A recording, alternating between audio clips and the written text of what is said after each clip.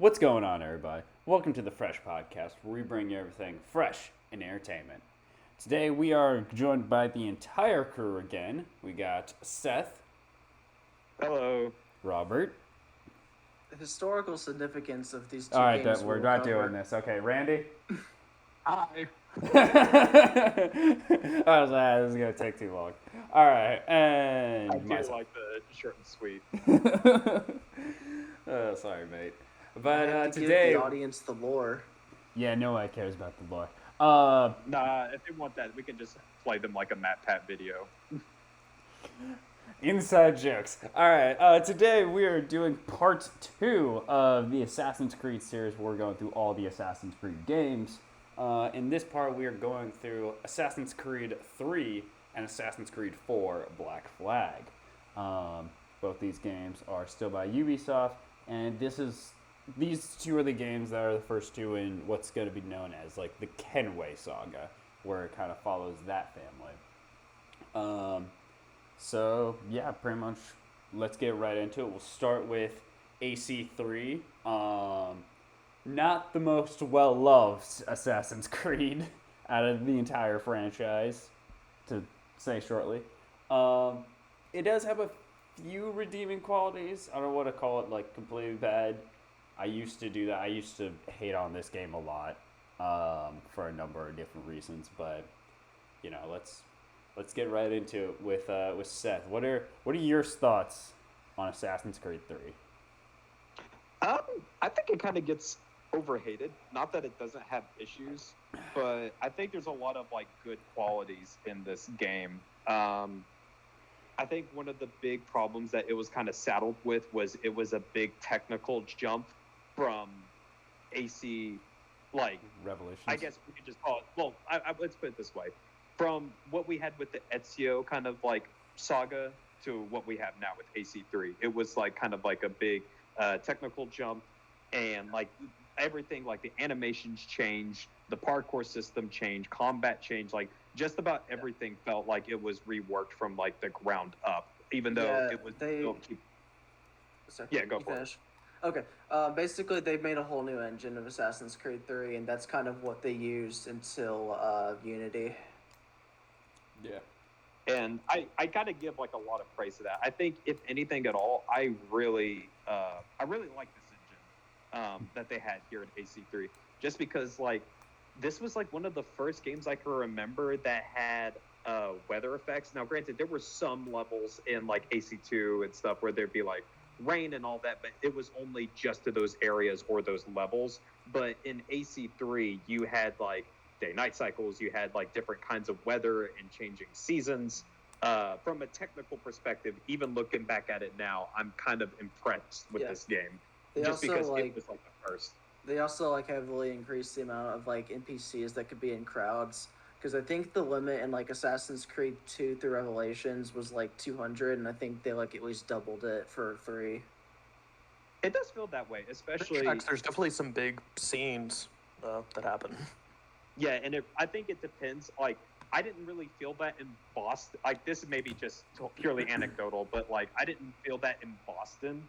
But I definitely felt that when you got to New York. Like, okay, yeah, these streets feel way more crowded here. Yeah. I agree. But yeah, that's my thing. Is I'll get more into why I really like this game later on. But yeah, that's what I have to say on that. Okay. Well, yeah, we'll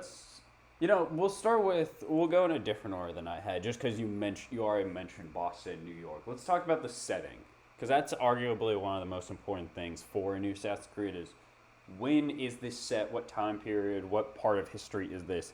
And with Assassin's Creed 3, it's the American Revolution, a very big time, at least for this country. War is happening, revolution. And honestly, on paper, I think, yeah, that's a pretty good era for Assassin's Creed.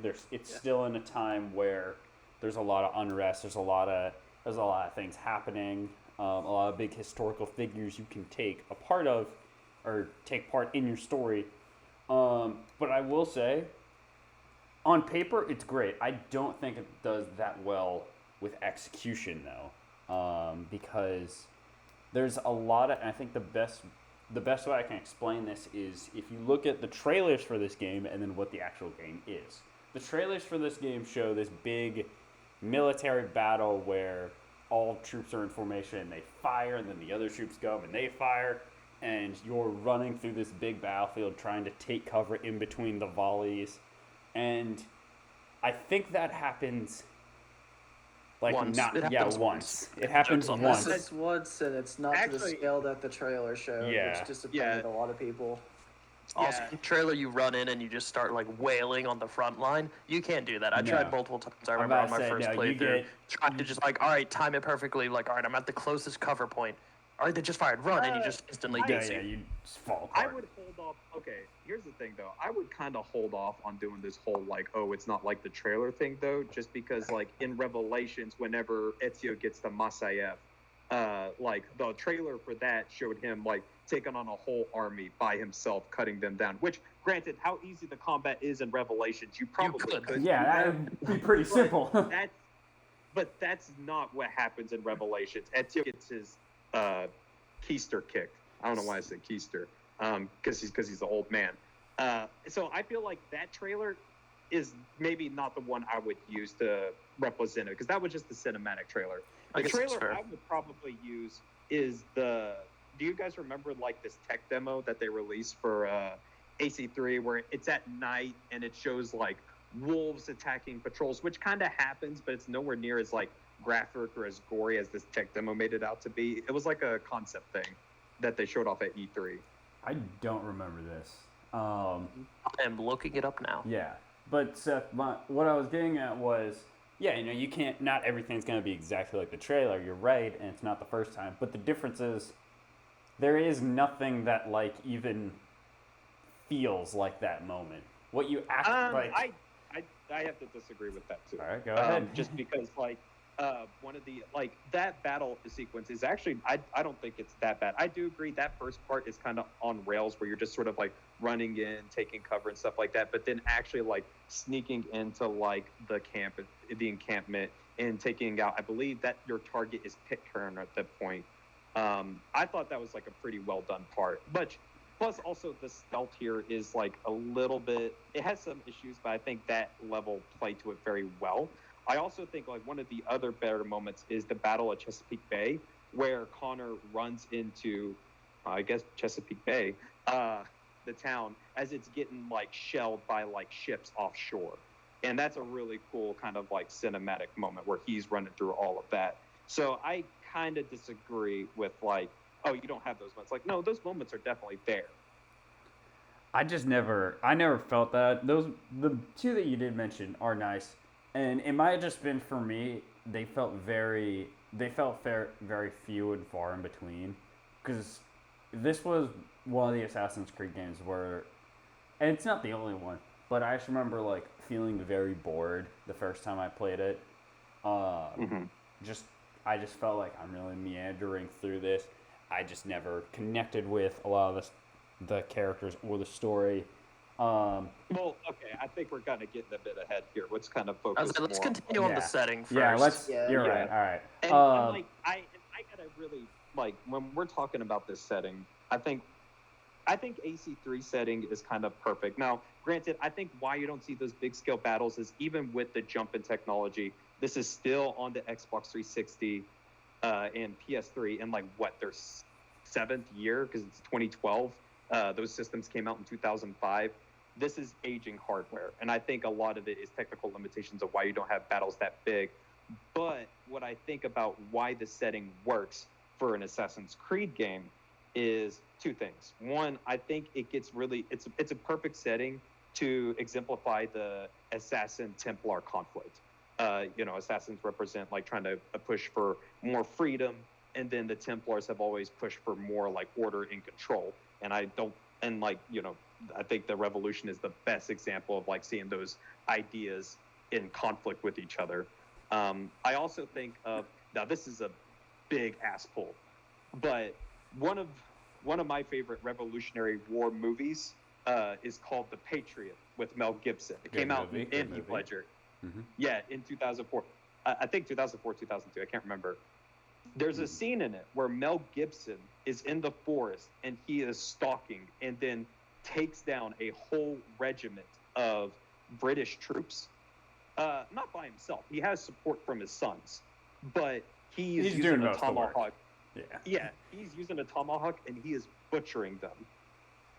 Assassin's Creed 3 fulfills that particular fantasy very well. You can stalk British regiments in the forest and just mow them down. And Connor's animations are very well done. He is absolutely brutal. The only thing this game was missing was more gore and decapitations, honestly. I will agree with you on that. Yeah, the animations are very sick in this game, and they're very creative with the tomahawk. Robert, I haven't asked you anything. What are your thoughts on the setting on the Revolutionary War? I think it honestly kind of helps expand the audience a bit for the series. I know it kind of drew a lot of attention to people that weren't already fans of the games. Hey, this game takes place in the Revolution, which I think it kind of attracts a more casual audience. Yeah. I don't know why I remember this, but I remember my technology teacher in 8th grade or 9th grade, whatever this game was coming out, was talking about wanting to play it, and he wasn't really an Assassin's Creed fan. So I think there was a lot of people like him that are okay, I want to give this a shot because they're interested in history and especially the Revolution and stuff. Yeah. I think it brings a lot of people attention to the series that wouldn't have tried it beforehand. Yeah.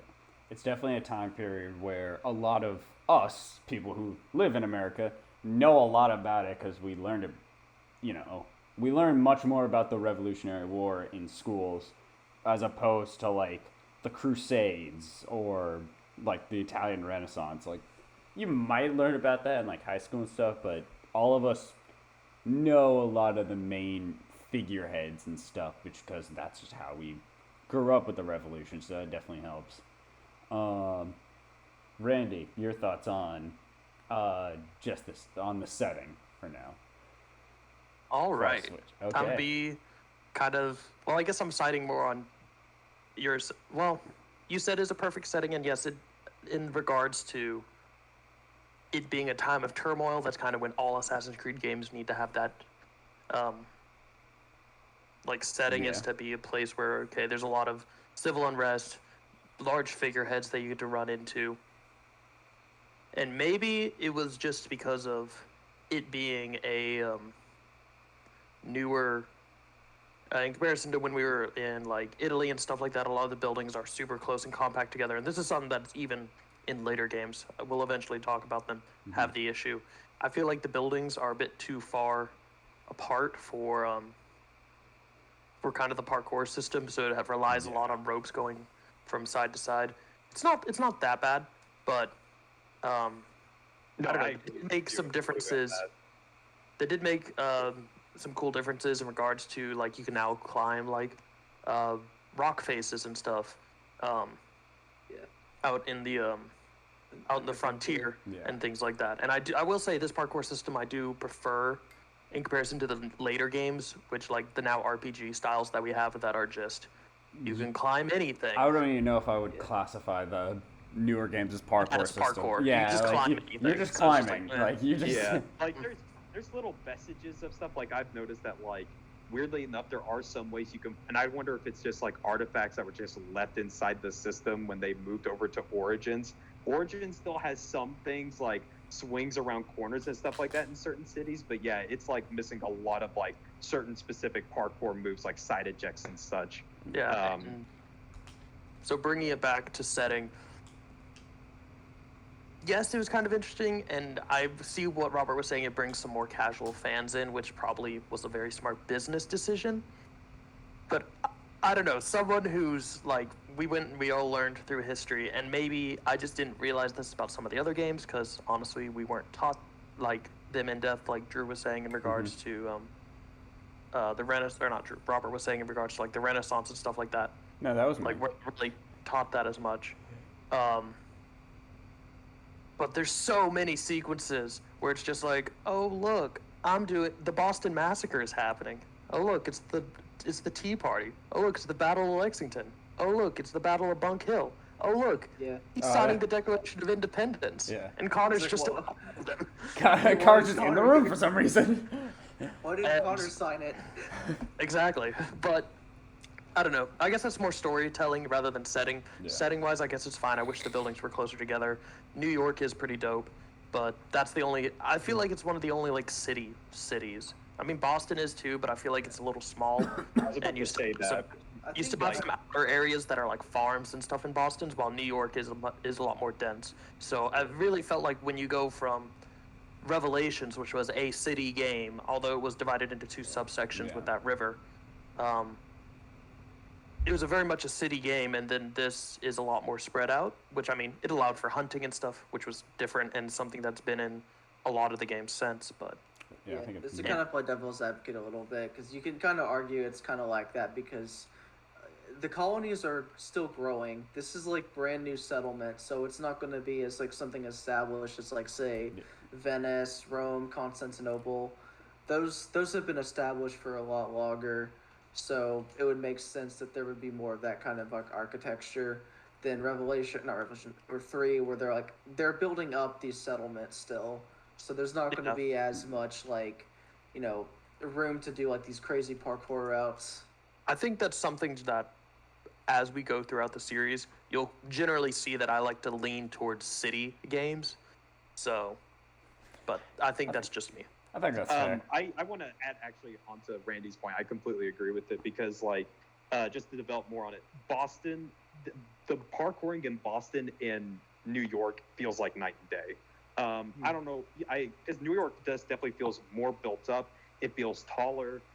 It has those like connector type buildings more often in alleyways. They also felt more narrow, so you had more like options to get up sides of buildings quicker.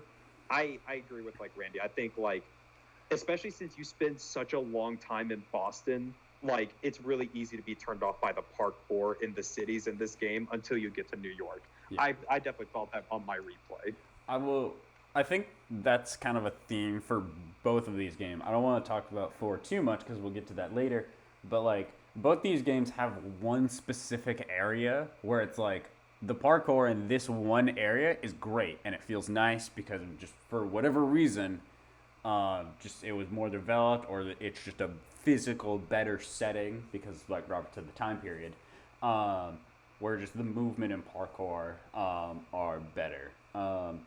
Speaking of like kind of the parkour system and and just the general gameplay, because I know Seth wants to talk about this a lot. Seth, tell us a little bit about the parkour system in this game compared to previous games in this series. So I want to issue a correction because I think I said in our earlier reviews that they removed side ejects, which is I just want to clarify, it's kind of like a wall eject, but you can like do it horizontally, like to your right or left of your character. It's still here. It's just a little different. Basically, it's a little bit harder to animation cancel into ejects now. So you're kind of forced to play through more of the animations, and as a result, it does make doing certain moves feel a little bit. It feels slower, but smoother to look at, if that makes sense, with the parkour. Like everything starts to feel more purposeful. However, as a result of this, I think I'm going to introduce an idea, I guess a rating, to parkour systems in Assassin's Creed. Everything, it's called the stickiness meter. And AC3 is very sticky.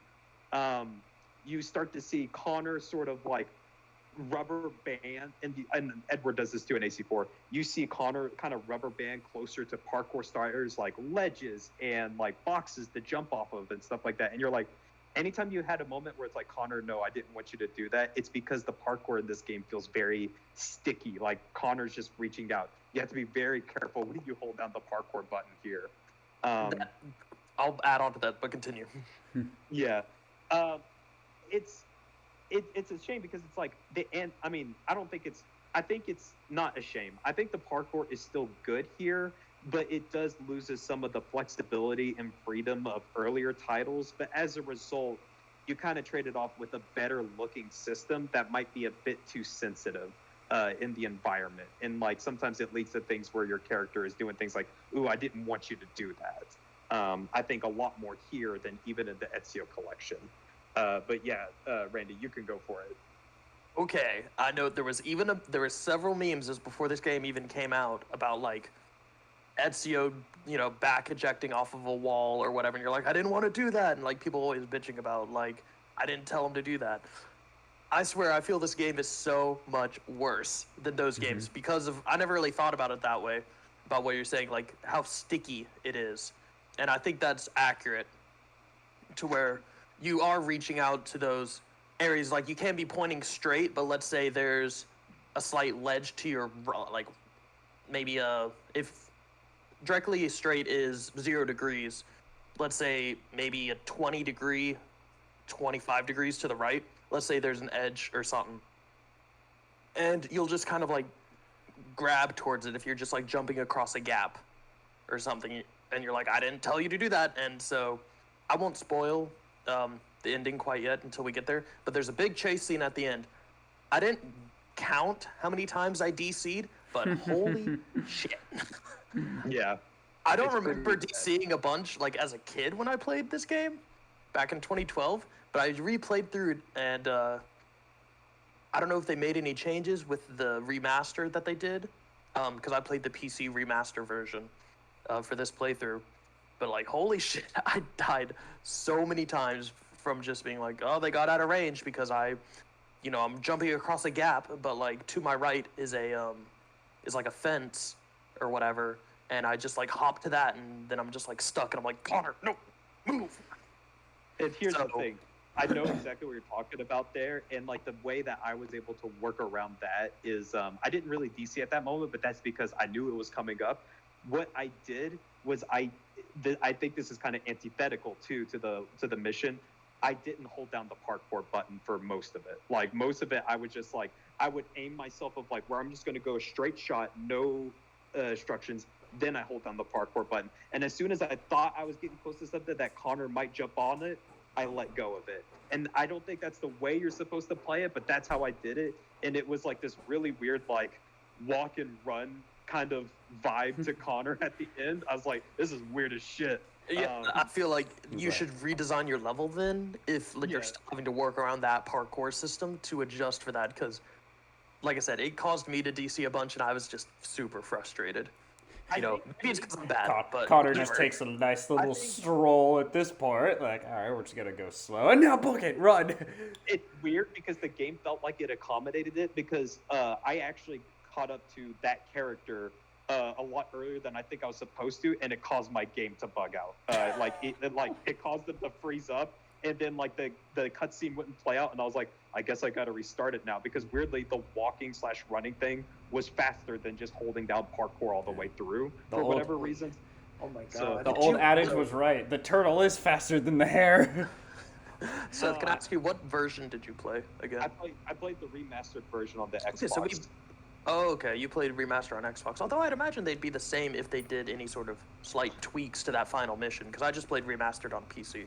So Yeah, and I'm not really sure like what exactly they changed there, to be honest. I mean, like I know what they changed in remastered, but there specifically, I do not know. But yeah, that part is so weird. I think really not even the levels themselves need to be redesigned. The way I imagine it is I think there's a radius around Connor and the objects that he can interact with. And whenever that sphere is broken between him and another object, it causes Connor to rubber band to that object and use it. I think both those objects and Connor himself, that bubble needs to be shrunk or something. Like, I don't know if that's how the parkour works, but it kind of feels like that's how it does. yeah. So yeah, that's the parkour with Yeah. Randy and Seth. Yeah, pretty much. Robert, you have anything, or do you just want to talk about the combat now? Because they pretty much said everything I was gonna say. See, I've not really played 3 proper in a long time. I did dabble with the remastered a little bit on Xbox. But yeah, I could kind of agree from memory that Connor would sometimes have a mind of his own when trying to parkour, which could kind of cause a lot of frustration. Alright. But I think it's just the new parkour system being a little buggy, if anything. One- Because again, it's a lot different parkour than like Revelations, yeah. and with how the animations are like made, it feels more free flow, but it also can make things feel a little like too sticky, like Seth said. Where it could cause like a lot of frustration with it. Yeah, definitely. But yeah, a lot of this is just kind of from memory. I've not played in a long time. You're fine. You're fine. We'll see if you remember this, because one of the aspects that I actually did really like about AC was how they retuned the combat in it. Now it's Oh, hold on. okay. Before we get into this, I do have one more thing to say about the parkour. Just to throw in like one positive into this. I do like tree running. I think it's cool. I think it looks good. I would say that, in my opinion, I think it's a little bit too on rails. There's not a lot of opportunities to like sort of branch out your paths like you have on buildings. What about trees? That's what he's saying. Yeah, no. Are there Yeah. branches on trees? Yes, and it's weird. It's weird that So tree fucking running. stupid. It's weird that Stupid tree running joke. is like it's more restrictive than regular free running on buildings. Yeah. But I liked it. I think it looks good. It just felt maybe it needed a little something extra here. I agree with you. When he's in the trees, it's very much like the only way, like, if a tree has a split in it like a V, the only way to go around that tree is to go through the V. Or if it has one branch sticking out, you can only really swing from that branch or climb up it. And like, Yeah, and they don't put, like, other trees around you to jump on most of the time. It's usually just one either Yeah. forward or back. That's really it. so it's really It just actually one just path reminded forward. me of something with like climbing like the trees that were like viewpoints on the frontier. I just remember those being so finicky to climb. Oh yeah. Like those were sometimes so I would just jump off the tree when I'm trying to climb up, so you have to do the whole thing again. Pretty much. Yeah, the climbing definitely needed to be a bit more refined. The animations, when it does work, it looks good, which I think is part of the reason we like the tree sections, because the tree section is essentially on rails. Like, you only go one direction. There is not much else you can grab, so it works Yeah. most of the time. But Yeah, so it's not a lot that you can break it. yeah, it's not much you can mess up with that part, which is good, I guess, kind of, but just lack the creativity. I will say, at the very least, with like running through the trees and stuff, it makes it look different. It makes it stand out from the Assassin's Creed that come before, because a lot like, and not to be rude, but Venice, Italy, and all these other places like in our previous games, they were cities, and that's cool and all, but it did get a little samey. Like, I'm looking at they're different cities, but I'm kind of doing the same thing throughout them. So at the very least, the trees added variety in the sense of it makes it stand out from the ones that have came before it. Just to add to your point there, then, actually, I think you bring up a good point. What that they were going for. Previous games have always put us up as like we're well-trained assassins, but Connor, whenever he's climbing around in trees and like going from above and stalking his prey, he moves less like an assassin and more like a predator. It feels Yeah. like a Which- hunter. Yeah. Yeah, which is kind of his lineage or heritage. So that's cool. It fits. We'll save that note, because I do want to talk briefly about the combat, because I actually really do enjoy the combat in this. It is different from the previous games. You can't just pretty much push Y and then beat every single enemy in the game. Counter doesn't kill people anymore. No, it still kills people. No, it still doesn't. You can still chain kill. I'm I'm it's taking a still full. pretty easy. Wait, am I getting combat There's with still 4? some that you can't. Am I thinking of 4 then? It's more like So there's like what you're thinking of is in AC3. There's more enemy types and varieties, and while most of the enemies can be counter killed, there's a couple like officers and the big Jaegers and the big like heavy troops can't be counter killed. They have Yeah. you have to do a little bit extra things to them. Yeah, I don't know. I like the little bit of enemy variety, and at the very least, I think Seth messaged us earlier. Connor's actual animations look sick. He's very creative with the tomahawk, and this kind of definitely starts that trend of in Assassin's Creed like combat animations getting really creative and really flashy. He has some pretty brutal like takedown kills. Yeah. It's also like the start of like when they brought in like the multi-crowd like counter kills, which those still hold up as like really badass. Like it's shit like Connor like dodging bayonets, grabbing a bayonet with his tomahawk and making the soldier stab his friend and then just like chopping on his head. It's fucking cool. Yeah. It is really cool. I will say I feel like the double counters kills are few and far between. You have to pretty much like set it up intentionally. But You basically have to sort of like play with your food a bit. Like you kind of Yeah. have to definitely like, do. You have to bait yeah, him you, into you it. have to make sure like you got to make sure you don't like you basically you don't like kill everyone. Yeah, but you have to make sure you Yeah. don't just start chain killing everyone. Which honestly, Except, you know. like it does make the combat a bit more fun when you do sort of like play around with it and you don't just eviscerate everyone like one at a time. There's a bit more to appreciate. Also, I forgot to mention this. Technically, there is a way where you can counter kill everyone, but it's actually kind of neat. It's called counter tool kills.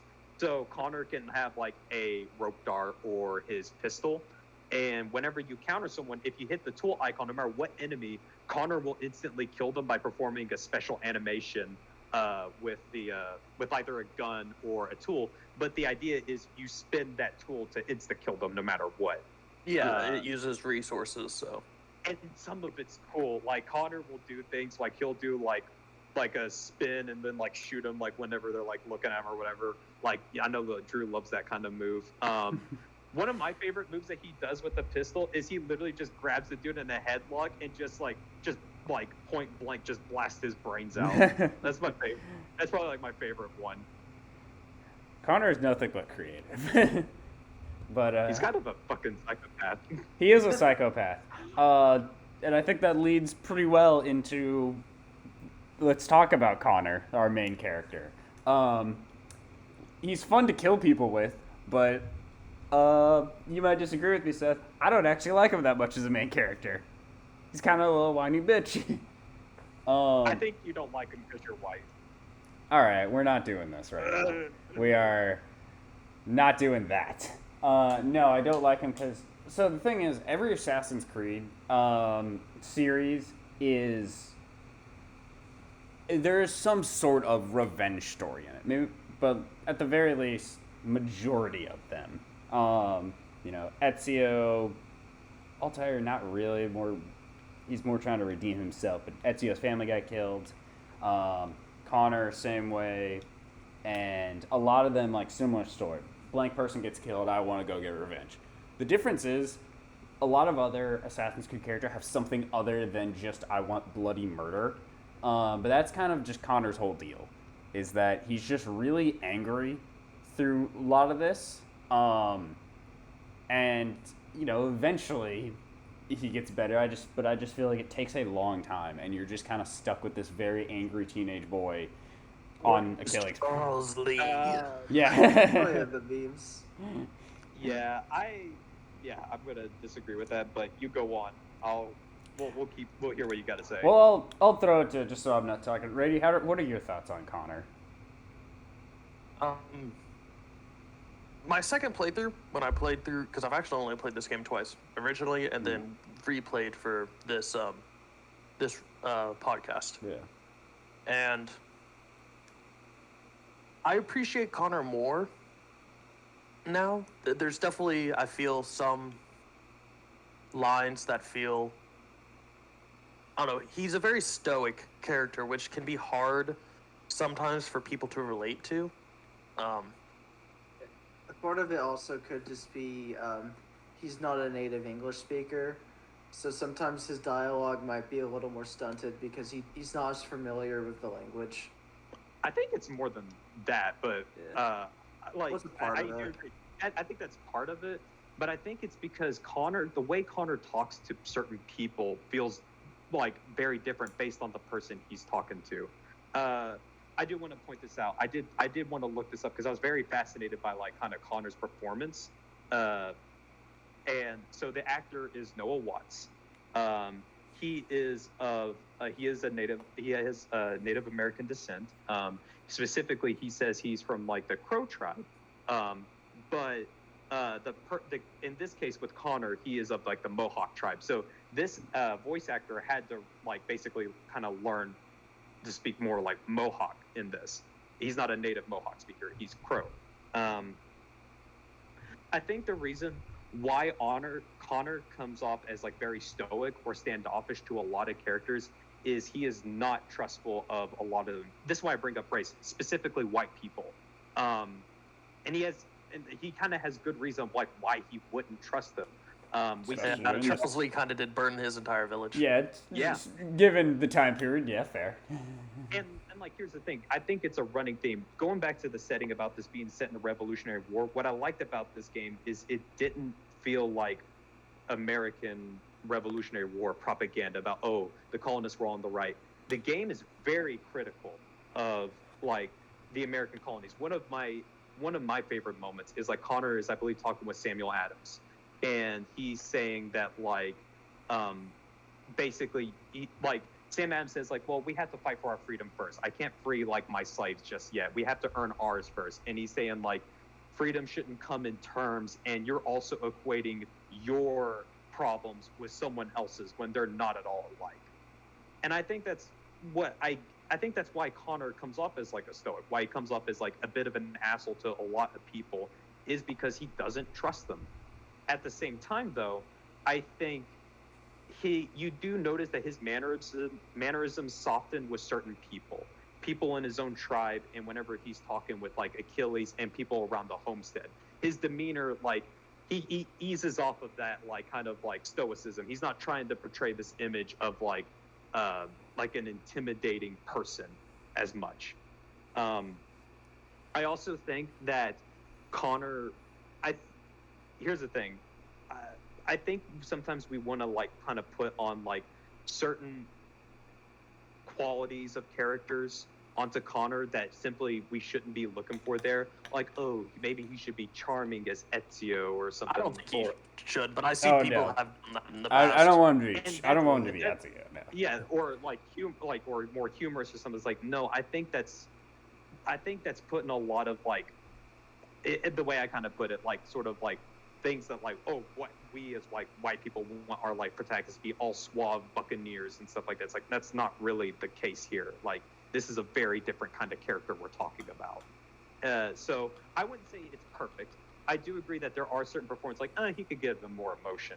But I think that like there's a reason why Connor comes off this way.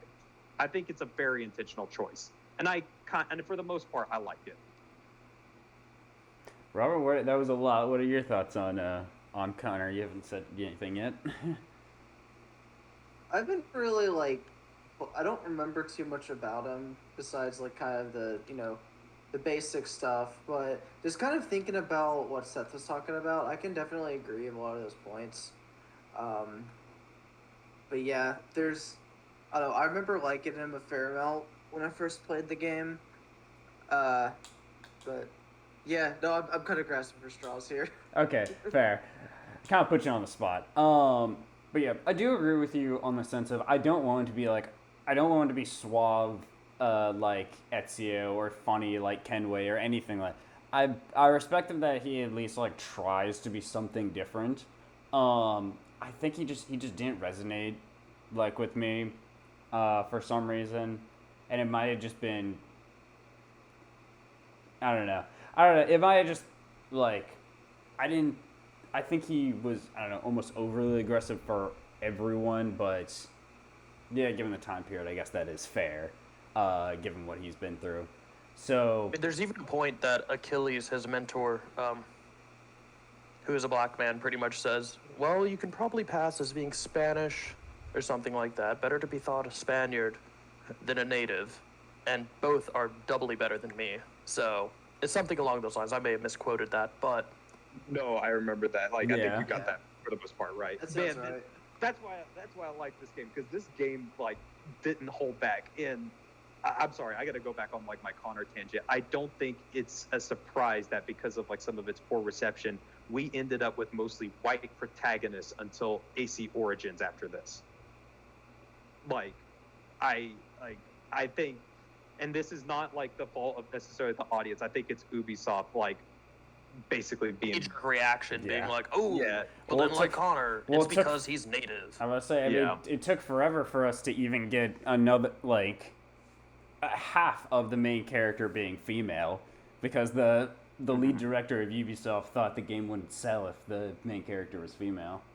And then I think Yeah. I've heard them making some sort of argument like, if to add a female walking animation, it's like double the time or something, and I'm like, no. No, that's not true. Plus, they disproved that because like you did that with the multiplayer.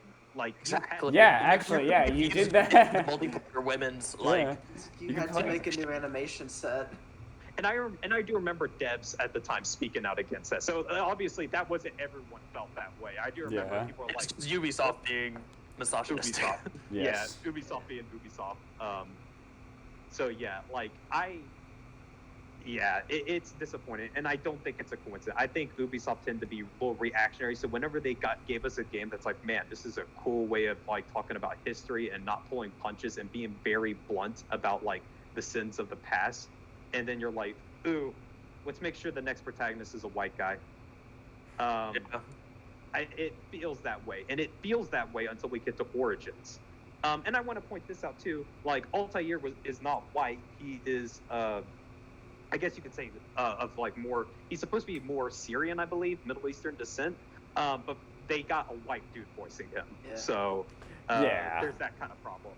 He's a bit more I paler think they got a than. more like. I thought they got a different voice actor for him in Revelations, but yeah, his first voice is very American.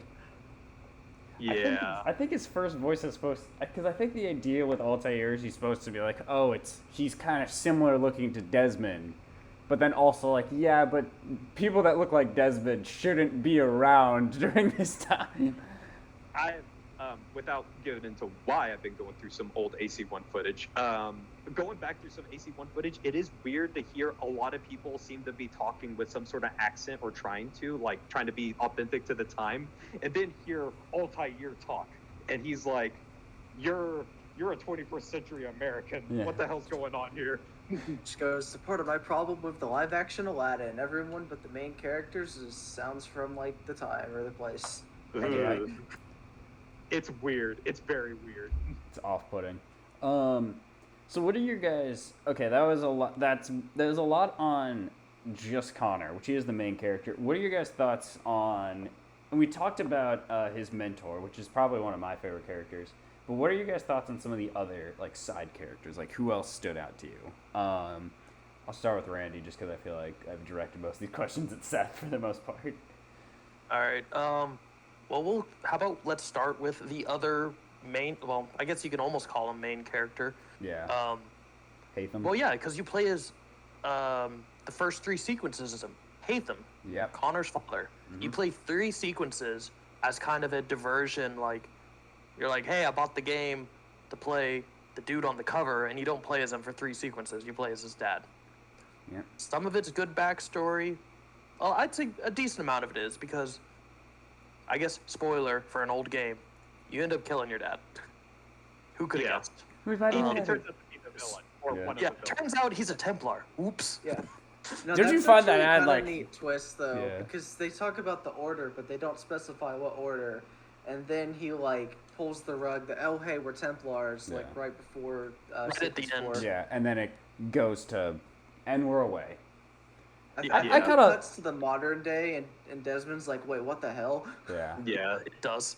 I did But- actually kind of like that reveal because I mean it was honestly for longtime fans it was a bit obvious because this isn't the guy on the cover, but I was like, it was kind of fun. Like they played around with it. Anyway, sorry. Plus, Hatham. also, no, just to add to your point there, I think it also serves a narrative decision where it's like, not only does it serve as a surprise, but I think it's the game's way of saying like, it runs the themes Look of at like how the similar they are. Yeah, the Assassins and Templars are very similar despite their difference in ideals. It's like, it's weird that they work kind of much the same way. Yeah. I have issues with this opening though, but we got to focus more on the characters. Yeah. Yeah, as a character, I like Hatham decently. Yeah. He's got a lot of however, charisma to him. He has some charisma, and there later on through the game, after you're playing as Connor and like you're established as an assassin, you end up working together with Hatham. For a while, I don't remember exactly what for. I think it's because someone in the order he also wants to take out. So it's like, fine, we'll work Church. together. Yeah. One of the they're going after Benjamin Church because I think he basically sort of sold out the Templar Order. Because at that point in the story, the Templars are no longer supporting the British, but Benjamin Church still wants to. So he basically sells out the Templar Order. So both Connor and Hatham are working to get at him. Thank you. But so having them work together, like, he definitely pulls off some dad energy, and it's quite amusing. Like, those are some of my favorite sequences, honestly, is when they're both working together. Yeah. Overall, as a character, I like him decently. I think he's, even though he's a Templar and whatnot, like, you know, the bad guys of the series, he's relatively noble. I feel he definitely does some unnoble things. He'll say, yeah, I'll let you out of this if you give me the information. And then they start to run away, and then he's just like, kills them anyway. He's Yeah, a lot, he does he's this- a lot more brutal than Connor. He's noble in idea. He's definitely not noble in what he does. And then I really enjoyed his, so that point where Connor does kill him, and you're in like this, you know, memory palace or whatever. You know, you have that like one-on-one with them, and he's like, I can't say I'm surprised that you did eventually kill me, but it's, you know, even though you've ended up killing me, I do feel some pride. Like, you're noble, honest. Kind of holds on to his ideals, I think. Yeah, That's the holds on big to his thing. ideas, and he's just like, these are all noble qualities in a man. So Good job, son. You killed me very well.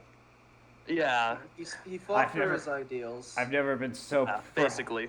I've never been so proud and disappointed at the same time because I'm dying.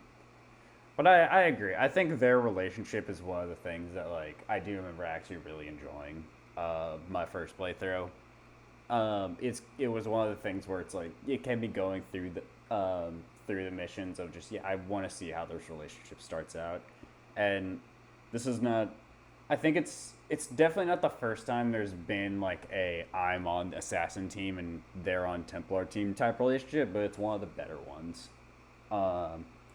Yeah, a few weeks we'll talk about Unity where there's a similar type of relationship.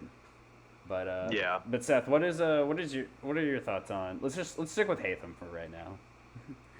I don't know what else Randy can say other than that. I really hate them.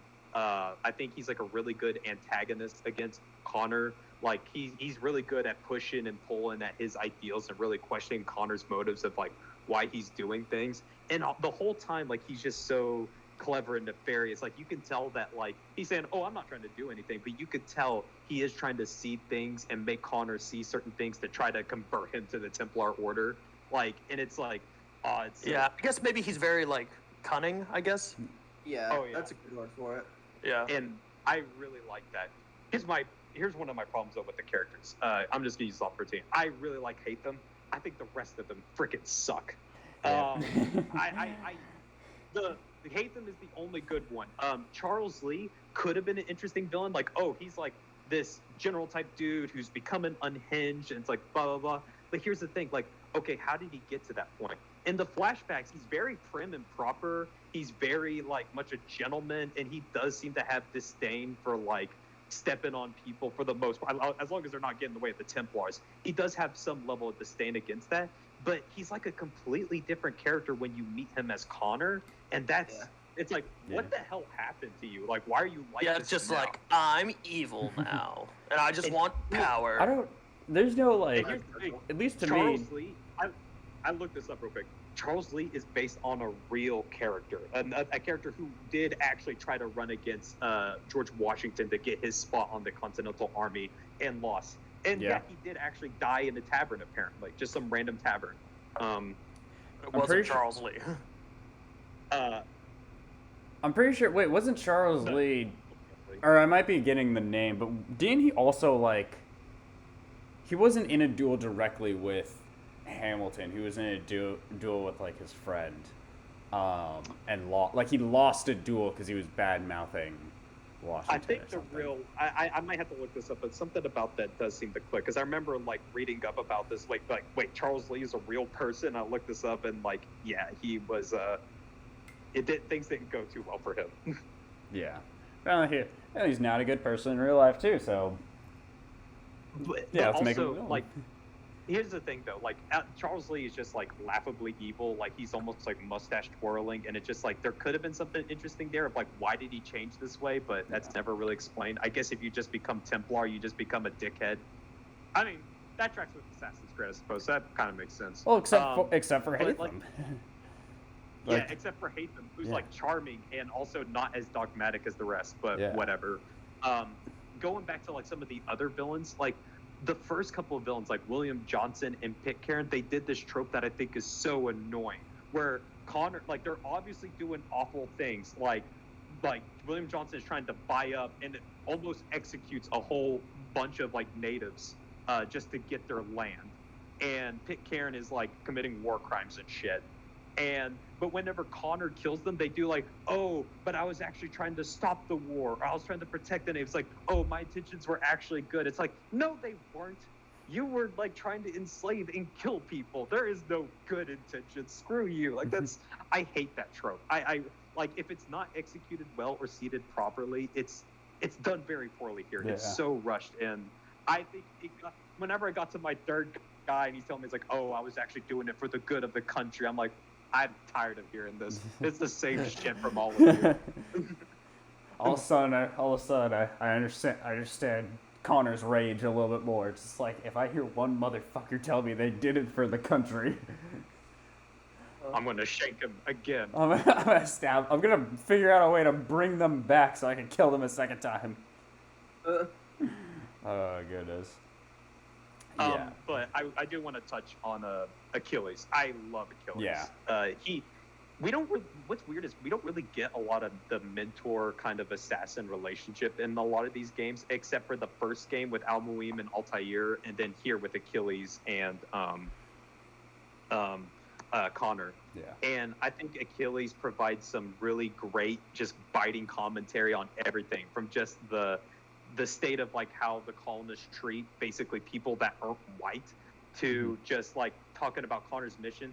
And Achilles is so smart where he is like picking at like Connor's like pressure points, but he's doing it in a way to motivate him to be better, not like trying to necessarily tear him down. And I really like that. Yeah. I think he's like such a great mentor figure. And it feels like, if you get into Rogue and stuff like that, it feels like the way Achilles is like this and why he might be a bit overly cautious at times is because he is just trying to make sure Connor does not repeat the same mistakes that he made when he was a younger man.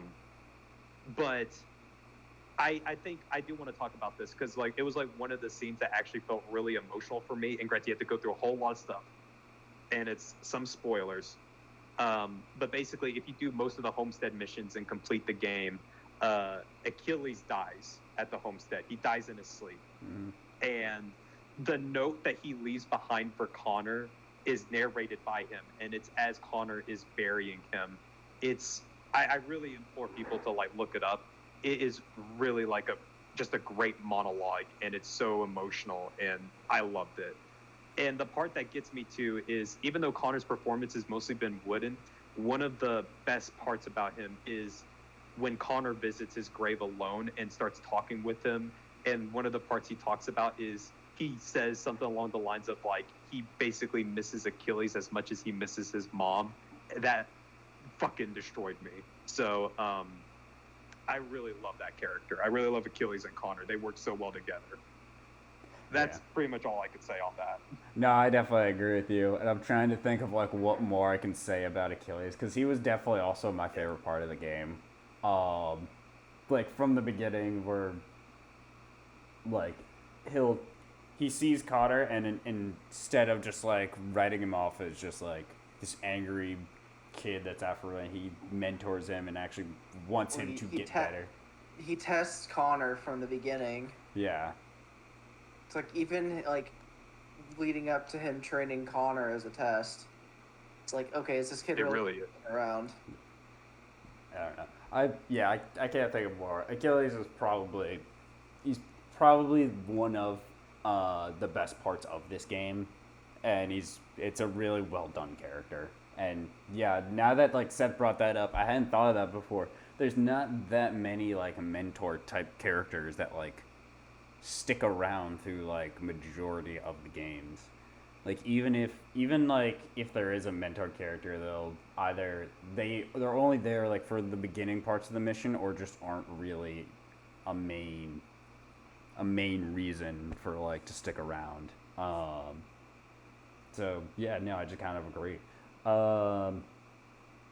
So moving on with that, the last thing that I think I want to touch on with 3, and this does echo into 4 as well, but something that I will definitely direct towards Randy is in a lot of the Assassin's Creed, there is a substantial amount of like tailing or escorting type missions. And Randy, you said you actually had like a stat for us with. All right. Yeah, with now, this one. This was posted on the Assassin's Creed subreddit. Let's see, about 3 months ago.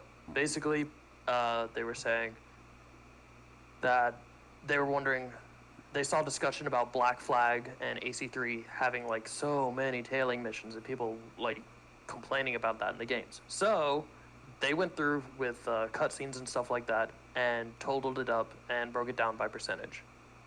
So first, let's obviously define what is a tailing mission. Yeah. So some people say that tailing missions are any mission where, where you follow any foe, or not any foe, but any character, whether it be like, even if it's just you're following, like in this, you'll follow, like your mom and she's like telling you something or whatever, or you're following George Washington and he's telling you about something, and people count that. So they decided to break it down with that, because some people also break it down as like, oh, it has to be an enemy or an aggressive foe or whatever. But they ended up breaking it down by each game, and then pretty much if you're failing, or not if you're failing, if you're tailing an unfriendly target, or if you follow an NPC, or if you're escorting someone, and does the tail last for more than 50% of the mission? Because if it doesn't last for over 50%, then they're like, okay, this isn't a substantial part of the mission. It's just like a small segment, and it's not like the main part of it.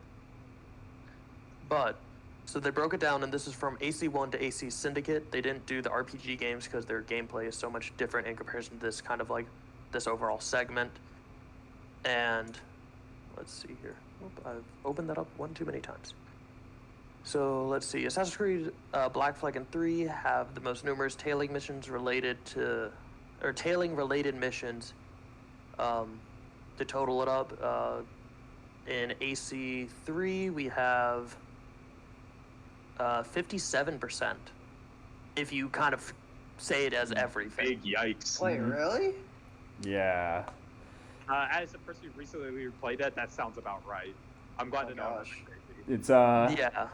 it's And substantial. of the games that we have covered so far, AC1 has 33%, AC2 47, AC Brotherhood 51, AC Revelations 41, but then a massive jump in AC3 57 and Black Flag at 56.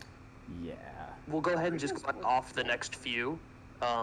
AC Unity 42, Rogue 48, Syndicate 53.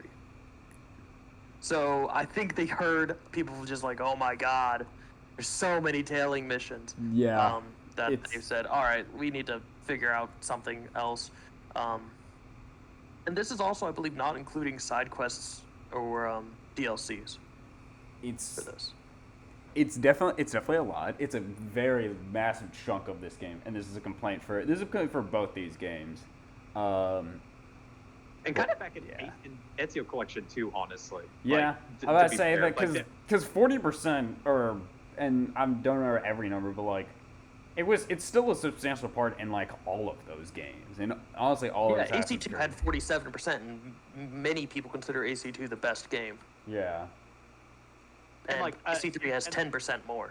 And I just want to clarify, you're saying like when it to be considered a tailing mission, it doesn't mean the whole mission is just tailing. It is a big substantial part of that mission, though, right? Like Correct. that's what you're. Yeah. Like So it could start as I a think- tailing mission, and then you go and like chase or fight the target. Yeah, you or- could just start as tailing, but then you end up chasing the target. This is something that they note in here, and I mean, we'll get to it at Black Flag, but I'll just cover this all as one big segment. In AC4, there was a lot of segments where it's just like, tail this guard. Okay, kill the guard to pick up because you found out he has information on Yeah. him. He has, a map to something. He had Kill a him, key and on then him. After Yeah. that, okay, you take the map, you go to that location, you find something there, and it's another person you have to follow before you then kill them and then actually get what you want. Yeah. So it's just like, yeah, it's a lot. It's definitely a big chunk, and it slows down the pace of both of these games, a lot. I mean, like Yeah. you're like when you get down to it, when you're just playing the main story, like you are 50% of the time you're tailing a person. That's pretty substantial. Yeah, that's insane. Yeah, and I think of those missions, 25% of them are where you follow an unfriendly NPC. So if you break it down to just unfriendly NPCs, it's a lot less, but still, it's a lot of definitely just a number. it's Yeah. a lot of just them dumping, like, I don't know, we don't have time to either make these cutscenes for the player to watch, or the cutscenes would be too long or something, so here we're just dumping exposition as you follow this character to a Yeah. place. Because that's in reality And what I these. think that's also dealt why some people found the game to be boring, because of instead of it being like an engaging cutscene or something, it's just them dumping exposition Yeah. at you as your character just walks next to someone or rides a horse next to someone as through the frontier, and it's just like, ugh. Because that's When definitely there's like kind of some what the player missions input are, going on, it can kind of like take you out of like paying attention to the story because there's a lot more you can kind of take in at that moment. Yeah, I definitely. Agree. Yeah. So that's like tailing missions and escort missions, so Yeah. it's just like, It's a lot, and honestly, what those missions are, when we really boil down, is I think really kind of hit nail in the coffin of. It's just expedition. It's a way to slow the player down and then explain something and have like exposition be put out. yeah, they're just dumping exposition at you through this character. Yeah, and it's just it's really it's overused. I think that's the if that wasn't obvious, it's a very overused thing, and it's one of the things that I think hopefully going forward with Assassin's Creed game in the future, because with Mirage they're thinking like, okay, we'll go back to more of the traditional Assassin's Creed style. Hopefully this isn't one of the things they mean. Hopefully this is Yeah, not just- one of the things they bring back. Yeah, just tell us where to go. Don't have us tail a person to a location. Just tell us, Yeah. hey, go here. They're here. Go kill them. Gosh, they Just move. get rid of that get on with it feeling. Yeah. 'Cause gosh, that NPC moves so slow, and then sometimes they'll stop and look around. You just have to sit What's there. even and worse wait. is when it's an NPC that like they're doing a light jog, but it's like slower than you can run, but faster than you can walk. than you can Dude, walk or something like that. So you're just constantly like, and stop. I'm trying so to keep- glad you brought that up. Yeah. I was just thinking that. Gosh. Hashtag less tailing missions in Assassin's Creed. Okay. Yeah. So before we get on to 4, are there any other kind of general thoughts about 3? We've been talking about it for a while. But anything else that you guys thought we should hit on? I had a couple It's- things. All right, Robert, then you can Ready start. first. Same here. Yeah. okay, it's not in the base game, but it is in the remaster by default. The Tyranny of motherfucking King Washington. That DLC slaps hard. Really? Yes. I played it on my original playthrough, and I loved it. And I'm playing through it right now, actually, as we're playing, or not playing, as we're doing the podcast. Ah. I'm just kind of have it going in the. Can't which have is more of a something fresh reaction than this. Really? Okay. Huh. I might have to pick it up. I'm still very on. It's broken down into 3 episodes, and I just remember it going so hard as a kid, and No, this is something some of the later games get criticized for, but I'm okay with it because this is just in a subsectioned DLC. Well, this is already kind of portrayed as an alternate timeline anyway, so you can It's an kinda alternate get a little, timeline. You can go a It's- little more nuts with it.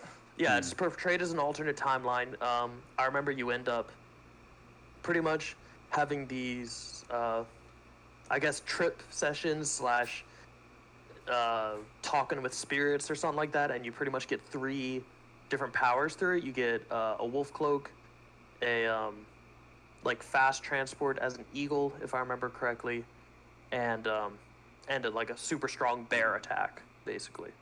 If I'm remembering correctly, I just got the I wolf at one least for remember the episode eagle. 1, so. I remember the eagle one. But it still has some things in it. Yeah, your mom still dies and whatnot, and then you end up having to, well, it's called the Tyranny of King Washington, so you end up pretty much, he has the Apple of Eden and he's using it to be like, well, I have to use it to make sure all these people, follow order, and are pretty much like, goes off his rocker and is just like, I have to protect the people, and no one is better at this than me. It's just like, good intention shit again. well, it's like good intention, but also like obviously driven completely mad of just being like, no one else can do this but me. I have to do this. It's my responsibility because I'm Okay, like I like that perfect better. person or whatever. And it's just, I don't know, it's just insanity. And I remember, I think it's in 3, you end up fighting like a shit ton of soldiers on top of the pyramids. Basically, George Washington has pyramids constructed here in America through slave labor. And but it's just, I say slave labor, it's not all just African American or like, it's just everyone, because he has the Apple of Eden. He's like, you're all gonna build this for me. Okay. at least He's an it's equal equal and opportunity it's slave. free for everyone. Equal opportunity slavery. Yeah. But yeah, it's just, it was the first DLC that I can remember to where they messed around with being like, hey, let's just get crazy with it. And I really enjoyed it, and so I was okay with some of these more outlandish features. Quick little spoiler, I guess. If you jump to Syndicate, like, you get like skill trees and whatnot. One of the characters, you can basically get a nerfed version of the wolf cloak. Basically, wolf cloak in the DLC, you can walk around invisible, but it damages your health as you move. Or as you use it over time. I don't even think you have to be moving for it to be damaging you. There's a character in Syndicate, similar thing, but you have to be standing still. But it's just a perk you unlock, and it's just in the base game. And it's not like, No it's this lore crazy reset. It's not a ride drug. line or DLC or something like that. And so I remember that turned me off of that. I know. I mean, it's like, that's also like, that's Eevee's like Valhalla very is last. recently skill. doing.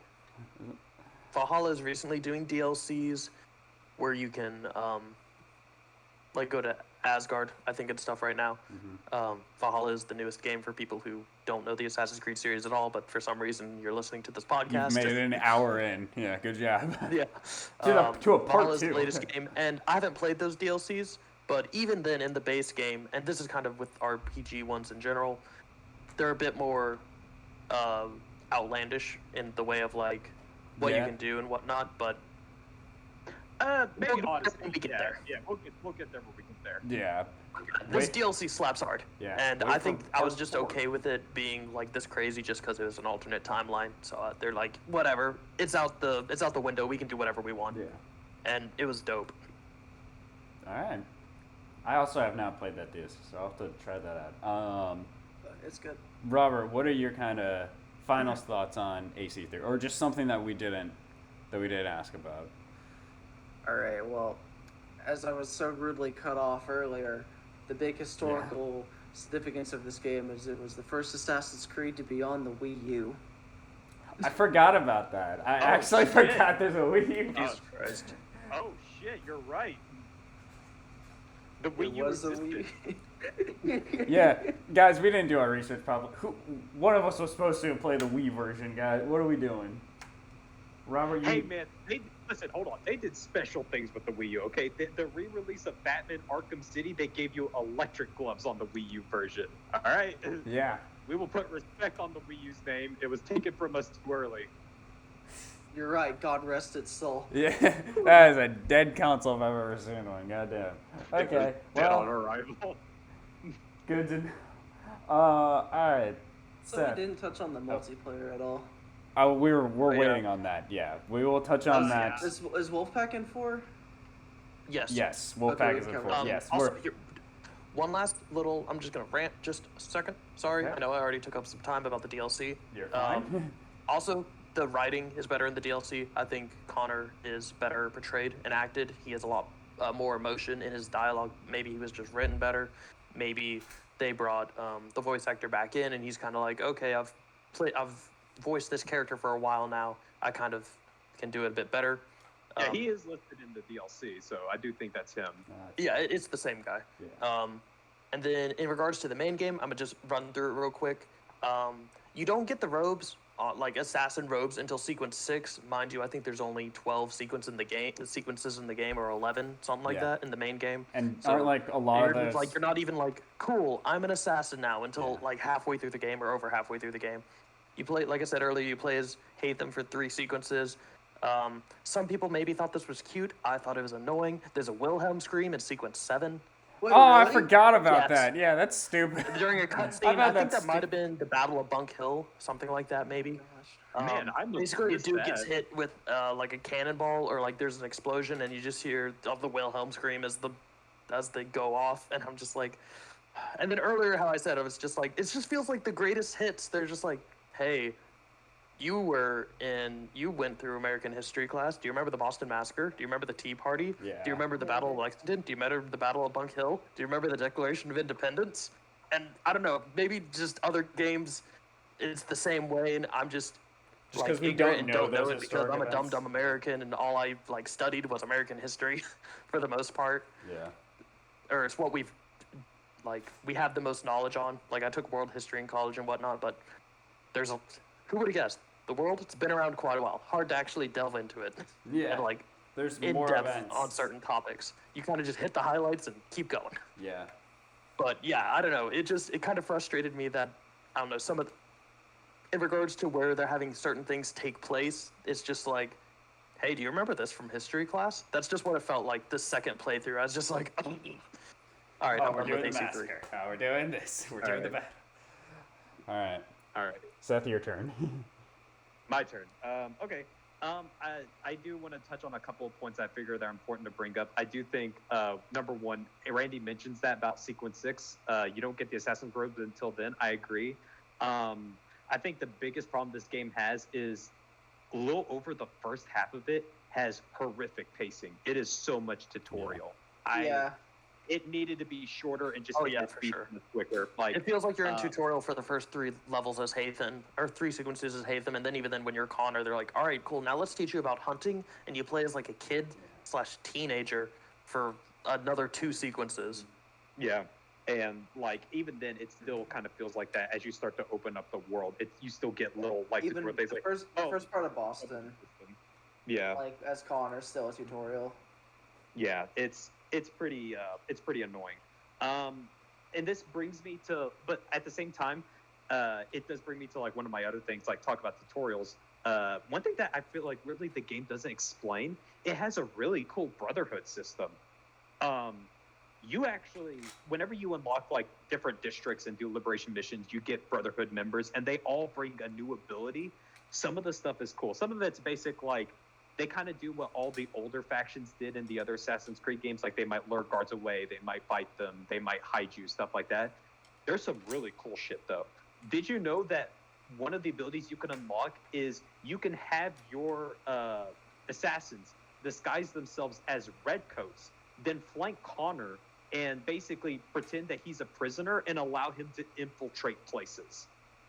Like, No. this is That's a really cool, big though. Thing, and I honestly didn't really use it that much because I think that it was more of a pain to get some of these characters in comparison to the other ones. Now they are more meaningful than like any of the Brotherhood members throughout Brotherhood and Revelations. You're kind of like, yeah, whatever. You're just literally a NPC that didn't really have a unique mission. They had a little bit of that in Revelations. They tried to give certain ones unique missions, and like you had master assassin missions, and they're kind of back in this.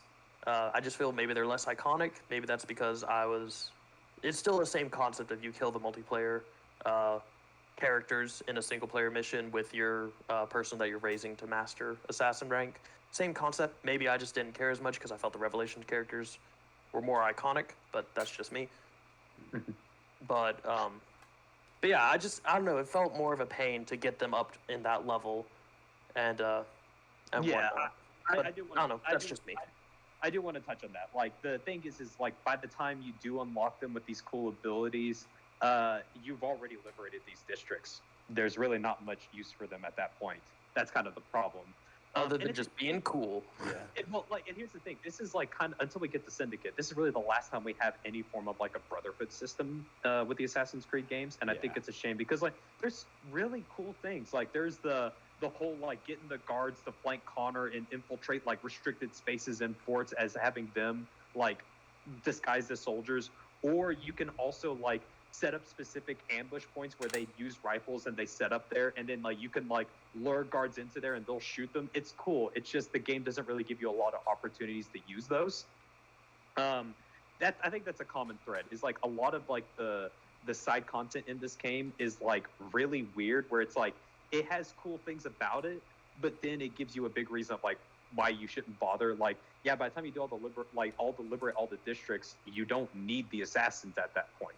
So it's Yeah, like, okay, and that's kind of Like I pointless. could have And used then, these like, guys a while ago. yeah, and like that's kind of a shame. And then like also there's other things like the homestead missions are neat, Yep. and they're a good way to make money, but at this and like they also give some pretty cool story moments for Connor and Achilles and a lot of other characters you meet. But they don't, outside of that, they don't really give a lot of obvious benefits. Learning how to trade with the homestead mission was kind of a pain in the butt. Like first you got to get the recipe and then craft it, and then like craft like convoys and then send them out and to protect them if they get attacked. You know, it's like a bunch of other bullshit. One thing that really irritated me is the assassin contracts, what they did. This is definitely the epiphany of like, this is definitely the pinnacle of like, look what they did to my boy. Look at how they butchered them. Assassin contracts in previous Assassin's Creed games were cool because not only did they give you money, but there was these little missions that basically had something going for them. Like maybe you had a time limit, maybe you had to kill 3 guards in a certain place or whatever. But I thought they were cool. They were a way to like kind of test out how good of an assassin you were in a free form like environment. Here, they just give you targets and they're just plopped into the open world, and it's boring as shit. There were a couple of times where because I liberated the district and it was occupied by patriots, they killed my targets already. So I'm like, well, fuck, there's no fun in this. Yeah. Like the assassin contracts were completely like just butchered in this. They're the worst they are. Thank God they fixed them in AC4. Another thing I want to mention is, I'm sorry, I had to get through this all really quickly. The frontier. I think it's cool to explore the frontier. I think it's actually weirdly calming, especially being in a natural environment, and especially when it snows there and you're just hunting as Connor and just taking your time with it. I think it's a unique vibe. I think it's really cool. Another thing I want to touch on, last thing I swear, privateer contracts are really fucking cool. That is where you get to do the ship combat. Oh, yeah, and- there's ship We combat. never even talked about the naval combat. I was gonna thinking wait about that for till- the last 10 minutes. I'm gonna wait till do the naval content because that's more of a feature in the next game. So hold It's your more of a thoughts on feature that. in Doing 4, this. but it's, Yeah, hold it your started in thoughts on the 3, it's naval kind of- combat. We will talk about Yeah. that in a sec. Yeah. And even though There it's was like just in a its beta prototype- for that. Yeah, and even though it's in its prototype stage, it actually holds up really well here. It gets better than AC4, and we'll get into that, but it's cool. The naval contracts are worth doing, just because they may not give that many obvious benefits to you, but they're fun. They're really fun missions. One more thing, I will tack on. Sorry. We did not talk about Desmond at all in this, and Oh, I yeah, mean, this is his last one. Oh, we didn't. Yeah, we didn't bring up Desmond in the slide. and you know what? That speaks to the fact that like Desmond just does not freaking matter. He dies at the end of this. Who cares? Yeah. Yeah, you know, I always talk about the worst main character in all of Assassin's Creed. It's definitely Desmond. He's definitely the most forgettable. He was the main character for arguably like 5 games, and no one remembers him. Wow, that's almost impressive. Poor guy. Dang, I really, even like in my notes, I didn't mention Desmond in the slightest. Damn. Okay. We did that with AC Revelation Looking back in hindsight, none of us ever mentioned the Desmond sequences where it's like a first-person puzzler or whatever. None of us mentioned it in Revelations. Yeah, but we talked about like Yes, kind we of didn't have to do it. We talked about Desmond Yeah, as a it's whole not- at the beginning, though. I feel like that's fair. It sucked. Yes, They- it sucked. They made a whole DLC of it. It still sucked. Yeah, I played that DLC for the achievements. It did suck. Okay. Anything else, Seth? You got it out of your system? Yeah, like it's just a lot of game to talk about, man. It is. Like this one especially. It it's is. a No, lot. it definitely is. We didn't And- even talk about the underground. Oh, yeah. No. And another thing, I'm doing the underground. Oh my god. Robert, I'm gonna take the underground and put it under the file of side content that's like kind of pointless to do. Like, remember that conversation I had? It's going there. Like underground That's how you there. get your It's fast pointless. travel points too. I don't care. You could ride a horse. Who cares? Wow. Everyone just blew up there. The audio probably just peaked. Okay. Oh look, I'm doing the Underground Railroad. No, we're not. Oh, You good. said we're doing America's Greatest Hits. Look, guys, we're doing them. You remember this from school? Randy, I think your mic actually got pushed closer to you. We can like I think Louder. we're 100 Okay. years later than this. Yeah. All right. That's enough with AC3. Yes, there's probably something else we didn't talk about, but god damn it, there's a lot of game. The last thing that I want to point out, so I'm able to say my final thoughts.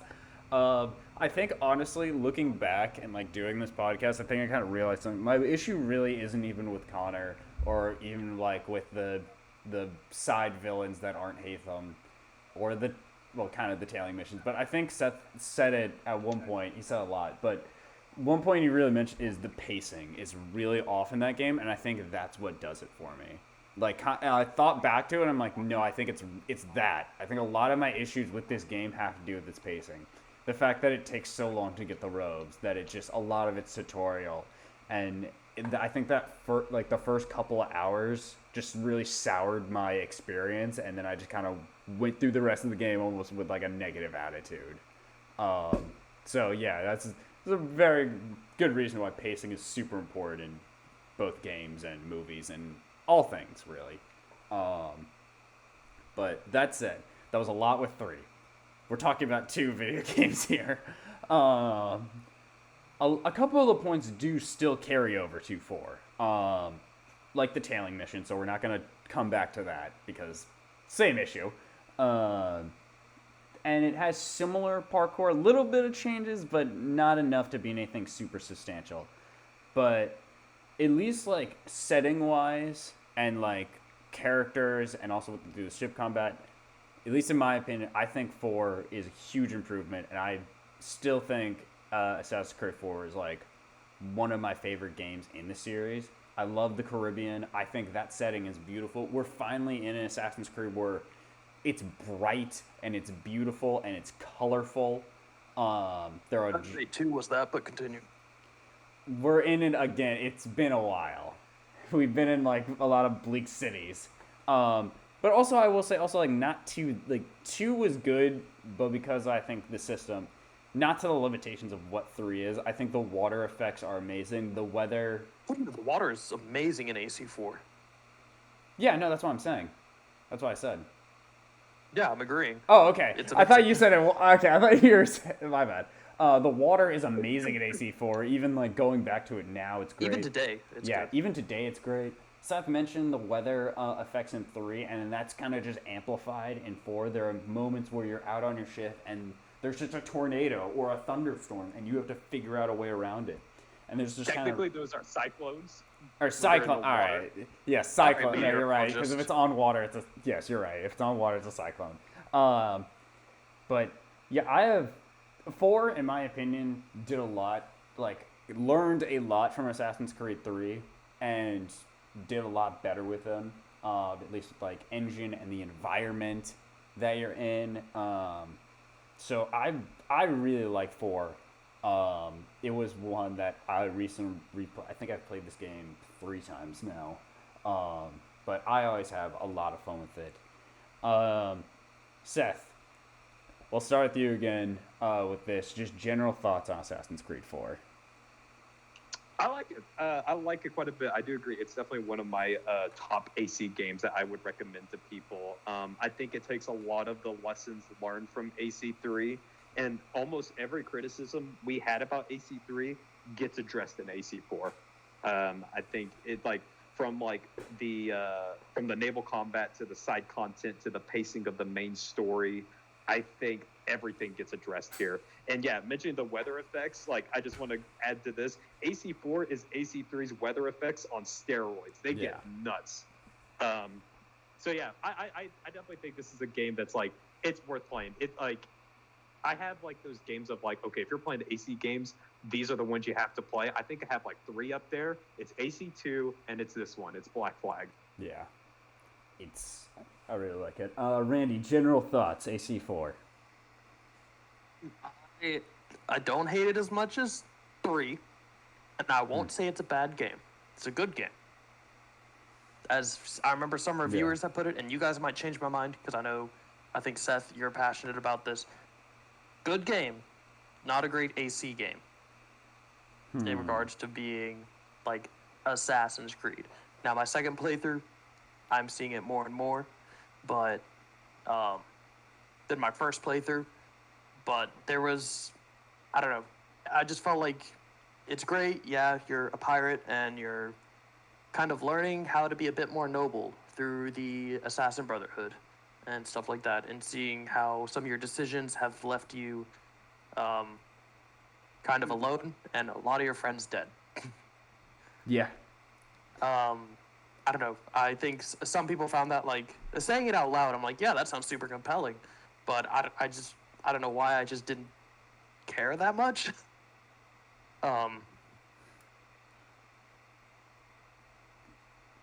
Those are my, at least, kind of initial general thoughts. It's a great game, and it definitely, during these playthroughs, 4 was the one that had me do more side quests and have more fun with it, and being like, ooh, yeah, I'm gonna go do this little side thing to get this thing, in comparison to like 3, where I'm just like, all right, mission. Let's get through this. So 4 is definitely a lot more of a fun game in comparison, in my opinion. And like I said, it had me do more of the side stuff, or want to do more of the side stuff, in comparison to 3. So I agree that the pacing is better, and kind of the prompting to ask the player to, like, hey, maybe come do this side thing or whatever. It's done better, that people are gonna say, oh yeah, I can do this side quest, or yeah, I can take a little break, or I just want to play just a little bit longer, let me do this side quest, or just a little bit longer, let me do this. So it has that going for it for sure. All right.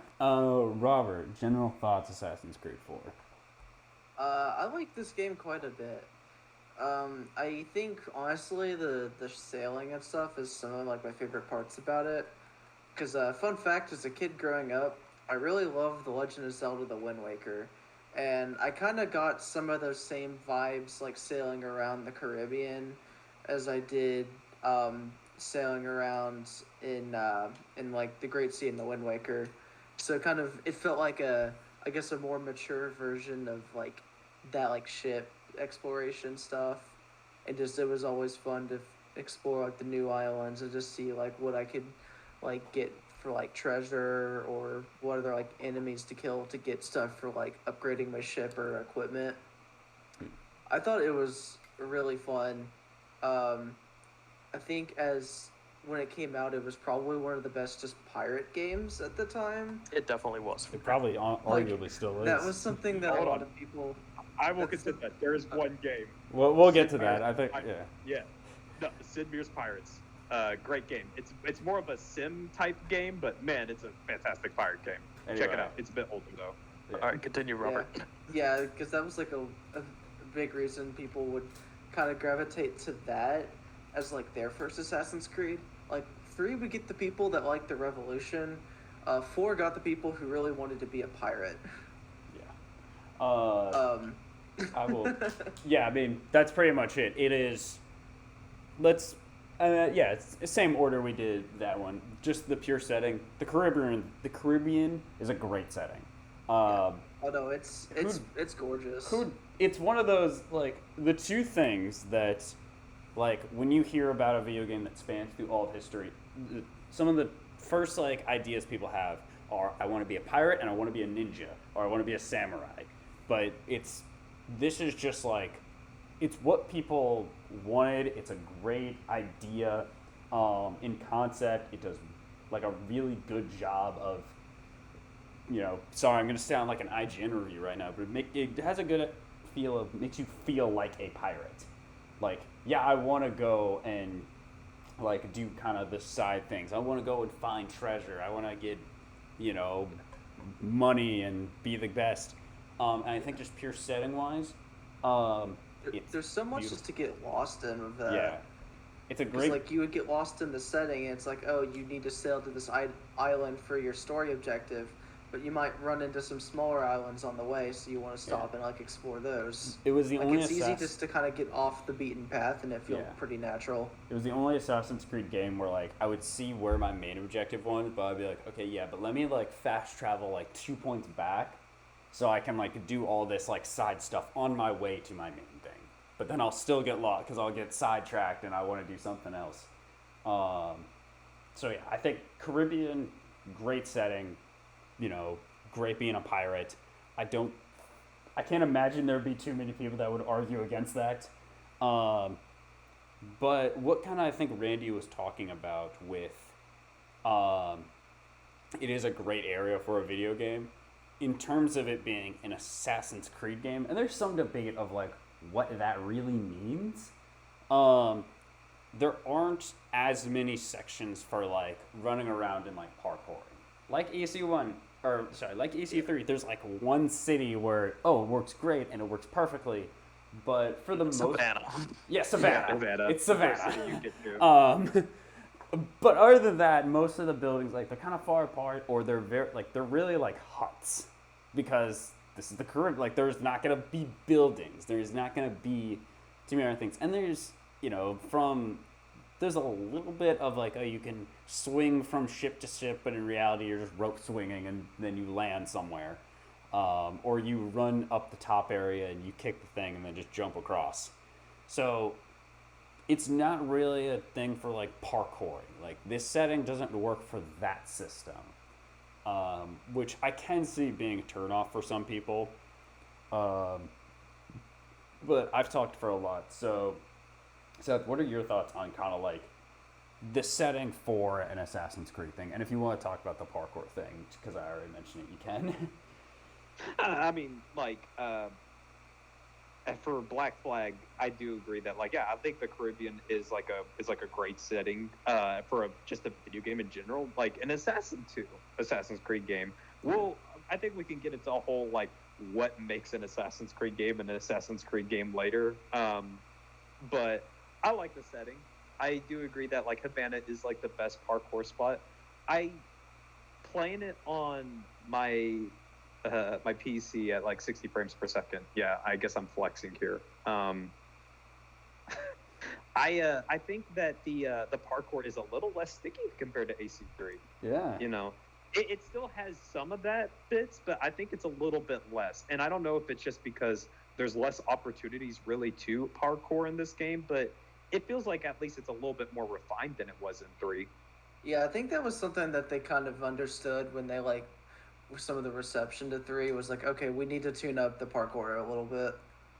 Yeah, especially since it's like a new system. Even without the reception, I mean, they try and do that with each game. Yeah. I mean, 3 was the first time with this new engine and whatnot, so of course it's going to have its issues. So with 3, they're like, all right, let's see what we can do to refine this. Tune this baby up. Make it drive like a Mazda. But I should not be the one making, like, car jokes. That's really Randy's, like, beat. Nah, I'm like, Mazda. I'm like, I don't know what Mazda you're talking about, but sure.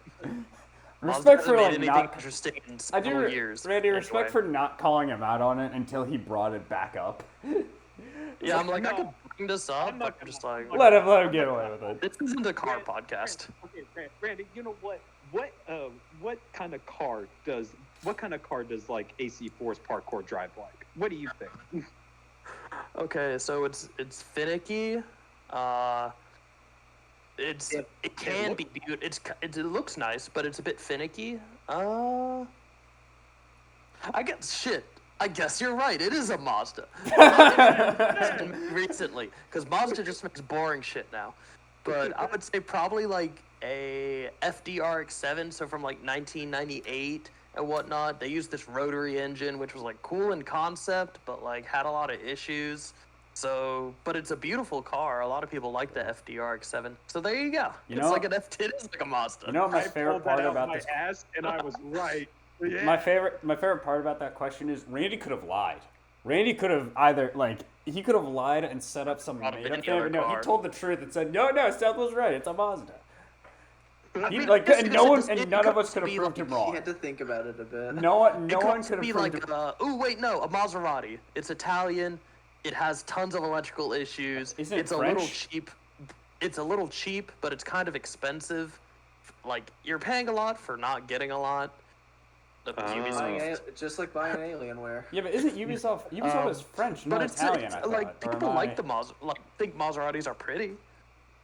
This is Drew. alright. I'm sorry. This is now a car podcast. All right, no, it's not. All right, I'm switching topics. Okay, main characters. We're talking about characters now. Kenway, I like him. I understand I get Seth's point of we're going back to a white dude, but god damn it, I find Kenway very entertaining to watch. Oh, Kenway's great. Like, even though he's a white dude, he's still awesome. Don't get me wrong.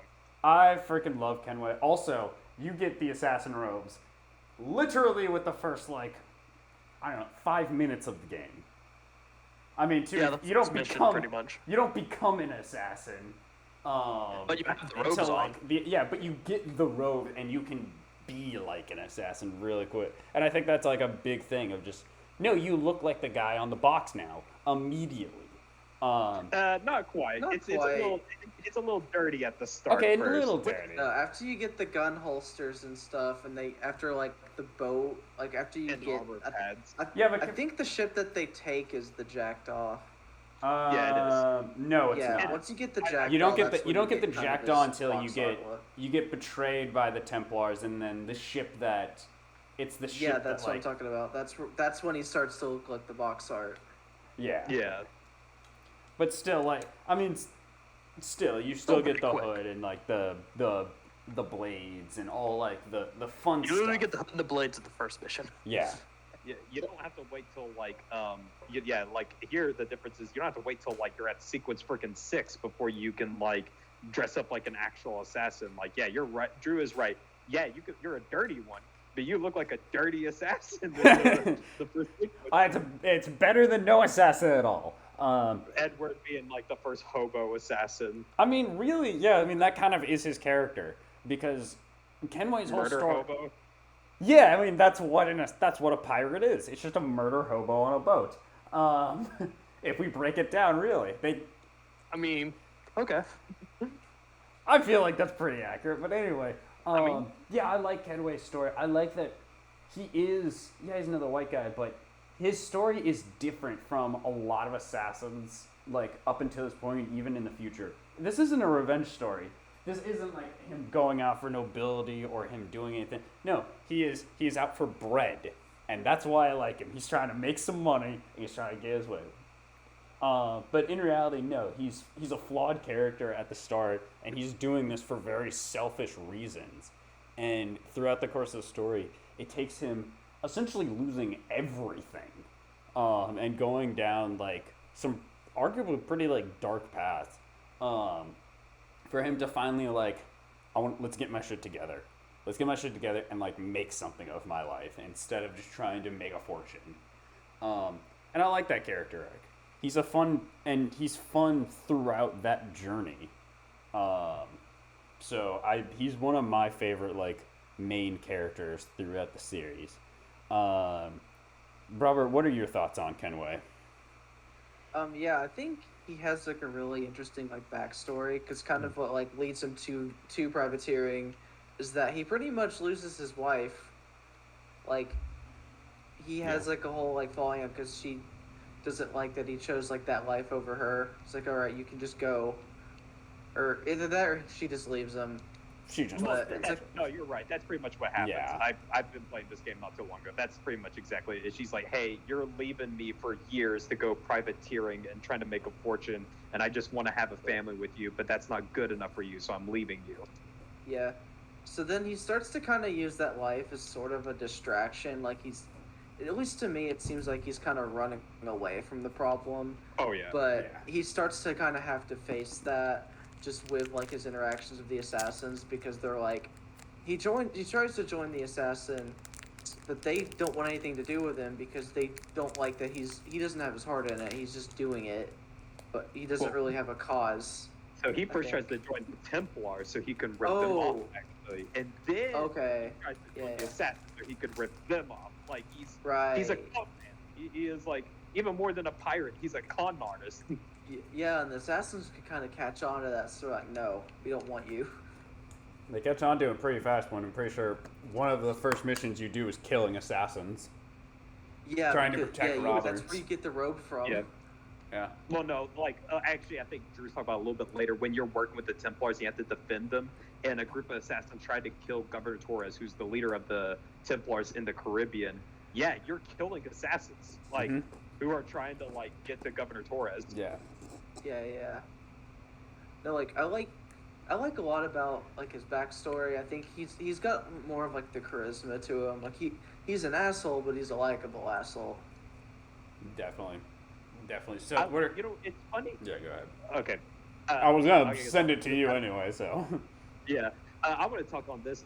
Actually, plain as this, I do agree there is a certain charisma in the sense that there is something very magnetic about Edward's personality, but I wouldn't say he's charming because the way he does his jokes and stuff is Edward has this thing of like, he can be very kind of jovial, but he's also very blunt about what he wants. And there's always like this like edge to everything he says. Is like, I'm gonna take your boat.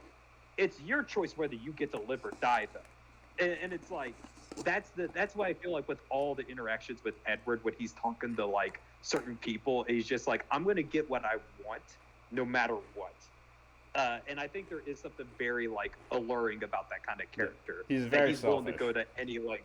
Yeah, he's gonna he's gonna go to any lengths to accomplish his goal. And I think that's what makes him like really compelling. And it's like we've been talking about like what is charming, you know, and stuff like that. Ezio is charming. I don't think Edward is charming. I think he's blunt, and not in the way like Connor is. He's more like, I'm a damn pirate. I'm gonna do very horrible things to you if you get in my way. Yeah.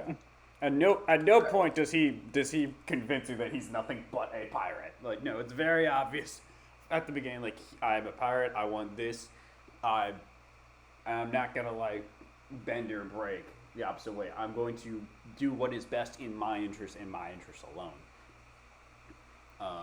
And not to say he doesn't have softer moments, like when he's interacting with like other characters, like you know, first you meet him as Kid, then it's Mary, the real life pirate. I can't remember her last name.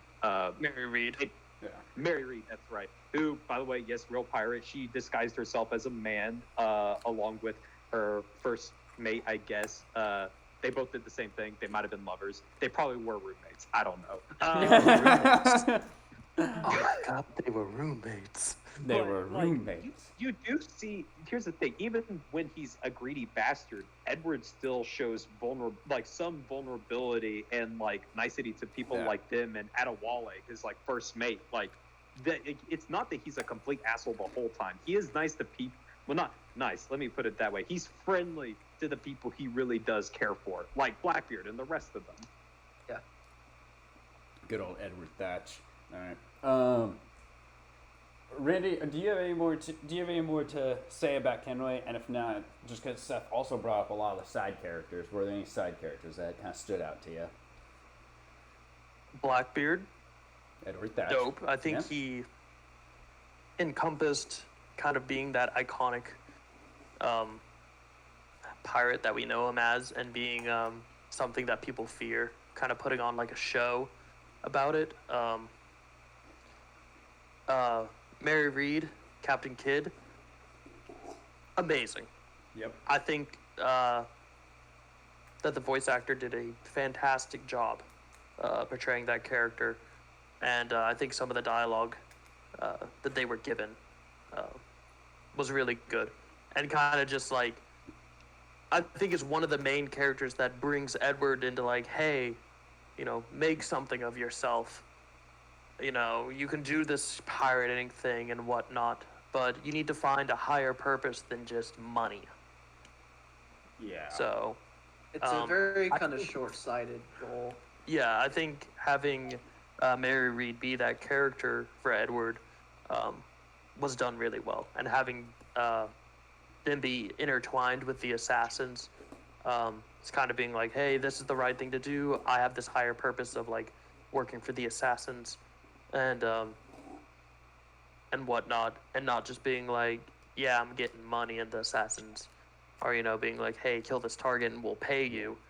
I think was done well. Yeah, I like Mary, and she becomes kind of, her and Adewale both become kind of Kenway's moral compass in a certain direction.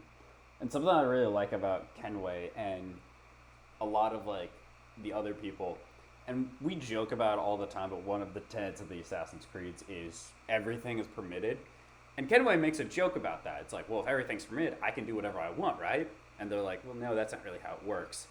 And I think this game does a really good job, especially towards its ending. We're explaining what it's like. Here's what that really means.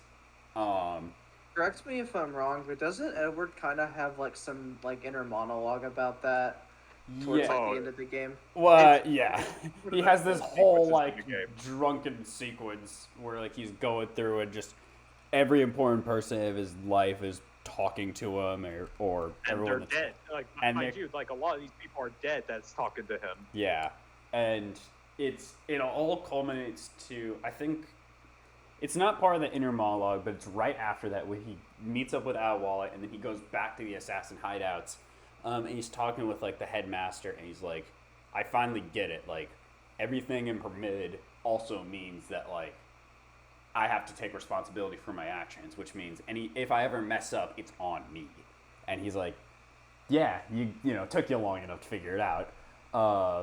He said something all along. It's like that's a very different speech than the first time I met you. It's like I'm a very different man now, or something like that. And I feel like that scene really shows how this character grew from how we were describing him in the beginning to what he actually ends up becoming by the end. By like the end of the game. By the end of the game, I actually genuinely believe this man became a real assassin, someone who actually like, no, I believe in the order. I believe in something higher than myself. I want to do better than what I was doing previously. Okay.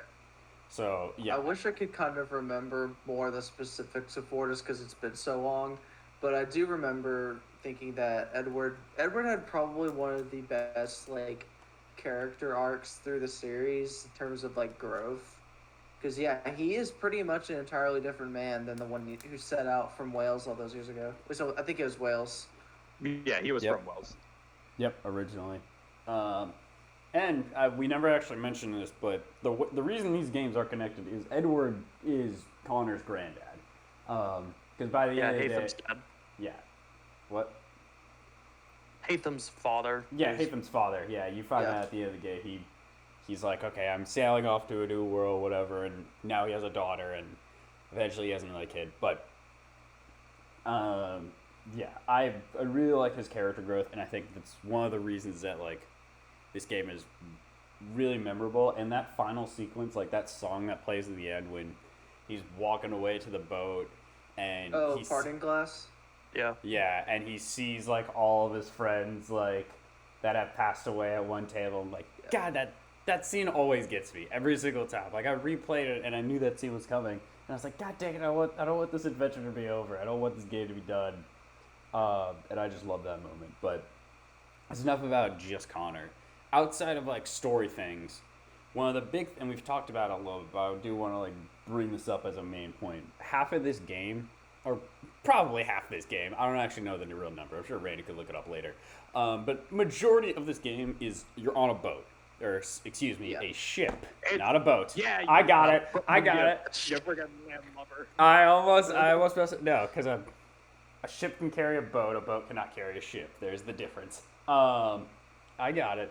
But you're on a ship, and the ship combat, yes, it was technically introduced in 3, but this is where it's actually executed well. And honestly, if you're going to do a pirate game, that's what you need to do well, is the ship combat. And it really defines like, do you love this game or are you kind of okay with it? You love this game if you like the ship combat, and I like the ship combat. It feels nice. It feels impactful. And I'll let other people talk about because I've been going on for a while. Seth, go ahead. The ships. I mean, like, yeah, I think after playing it, it's it feels faster than it was in AC3, which I think is good because, like, I liked it how it was in AC3, but man, like, just how much quicker fights are. Like, your boat's moving faster, you're reloading your cannons much quicker, you're just pounding them with swivel shots much quicker. It's like the pace is quicker and more frantic, and I really like that. I also like that the game always gives you like trades and pulls of like, you know, you could go for like you know, you can like either take out a ship completely and regain some of those resources by just sinking it, or you can board it, get into like a bit of a melee scuffle to break up some of the gameplay, and you can get like more resources out of it. I think it's really cool. I also want to speak on the technical level. Like I said, I've been playing it pretty much with maxed out settings on my PC, and I have to say, for a game that came out 9 years ago, it looks spectacular, especially during ship combat, because not only do you get all the great lighting and like the weather effects and the stuff with the water, but the smoke and the flames, Yeah, the smoke. from like cannon fire is so cinematic. I played this on my PC and did the opening sequence, and the opening sequence pretty much starts you straight away in a ship battle during the storm. It looked gorgeous. Like, I'm like, are we sure this is a 2013 game? This looks phenomenal. Yeah. That looks great. I also want to add that like the ship gives a good reason of why to do side content, because you want to upgrade your ship. You want to find like, that's why you go out to the treasure map, so you can find like parts to upgrade your ship, or plans to upgrade your ship. Sorry. That's why you go raiding, is because you want like resources to spend on your ship. You want it to be better, and it's because it makes it more fun to use too. One of the cool things is Zane, my brother. He's been playing some of the Assassin's Creed games for the first time ever in his life this year.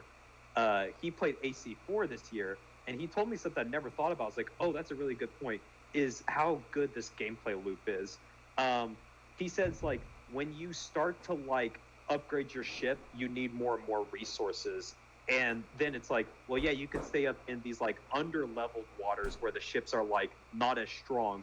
Or you can go into the more dangerous zones where, yeah, you're fighting more dangerous ships, but you're getting much better resources for those ships there. And it's like, oh, I never really thought about it, but you're right. The game does kind of push you that way naturally without telling you that. It just pushes you that way. It's so clever. I think that's just really just good game design. That's some damn good game design. I would definitely agree. Randy, what are your thoughts on the ship combat? It's such a big part of this game. And it really doesn't make it. So yeah, bringing it up, saying that like gameplay loop, I think that was definitely part of it. There was, in regards to leveling up your ship and whatnot, that was a lot of what I was doing as some of that like side conquest content was just being like, all right, I need to head towards this mission, and then like I'm sailing that direction, and then I see this ship that I'm like, ooh, it has a lot of resources on it. I'm like, I could take that ship. I could do it. It'll be all right. Take this. That thing's like 5. That thing's like 10 levels above me. I got this. I got this. Yeah, exactly. And then you start fighting it, and then 3 more ships come over. It's like, I don't got this. We don't got this. We need to run. Yeah. Yeah, the ship combat is done really well, and same thing as Seth. I played it on my PC, maxed out settings and stuff like that, and it is stunning. That smoke is what I'm remembering, and like there was parts where I'm like, man, I wish this would dissipate faster so I could aim again. Yeah. But it looks so cool. But it's fantastic looking smoke. And then also just, this isn't ship combat, but it's exploration while you're on the ship. Fucking sea shanties, my dude. Oh yeah. Thank you for bringing that up. My Who favorite needs parts radio about that. station Who when you needs a have radio station when you have she shanties? What would Let's you do go. with a drunken sailor? Would you do with a Yeah, drunken exactly. sailor? Yeah, that's like one of my favorites that's on there. Yeah. It is just so fun. And one of the things you can do also in the world is collect more shanties. It's just like a quick, you're on your way to a location or whatever, and it's just, hey, chase down this It's the piece item of that's paper, kind of yeah. floating through the It's wind. a piece of paper with a It's song. like the flyers. It's like the flyers from Free. Yeah, but you get a Gameplay-wise, cooler reward from it. I love that because like the sea shanties are like gameplay wise, it's pointless, but you want it because But you want it. Yeah. I want to hear my crew sing. Yeah. That's amazing. sir. Yeah. So there's a lot of positives on this, and we probably should pick up the pace because this is almost a 2-hour long podcast. But the one thing I do want to say, games, Jesus Christ. yeah, yeah, we talked a lot. We talked for a while. But one thing that I will bring up, we have talked a lot about the positives, and I love this game. It's my favorite AC game. But one of the negatives I will say is your crew, other than Adewale, isn't that memorable. And this is more of a thing, like, I kind of wish they added this more of, imagine if they kind of had the brotherhood system of 3, except it was more like, it was like your crewmates. Like, you could actually enlist, like, okay, my first mate is this dude. Adewale. Yeah, or, It has oh, it has, okay, you're right, that was a bad example. It has to be Adewale. Second mate. Well, no, Adewale is, second no, mate. Adewale is technically your quartermaster. Not your, Yeah. not your first mate. first mate and quartermaster. Yeah. So your second mate or your helmsman or your shipwreck could, you unlock, you have to do certain missions, you unlock them, and that could give you perks for your ship. But in reality, it's more just like you have a crew meter and you pick them up out of the water. And it's like, as long as you have this many guys, you'll be fine. So that was You the can one thing. where I'm like, indoctrinate from the ships that you can raid. yeah, I say, which apparently isn't that hard to do. You just point a No, gun it's at not. them. Yeah. So that was one thing that, like, I do kind of wish they expanded on more, like, your crew. But also that's kind of a minor complaint because this game does a lot better than 3. Like Seth mentioned, the assassin contracts are better. It makes you really want to do side missions. Like, it's really hard to play this game and just do the main story.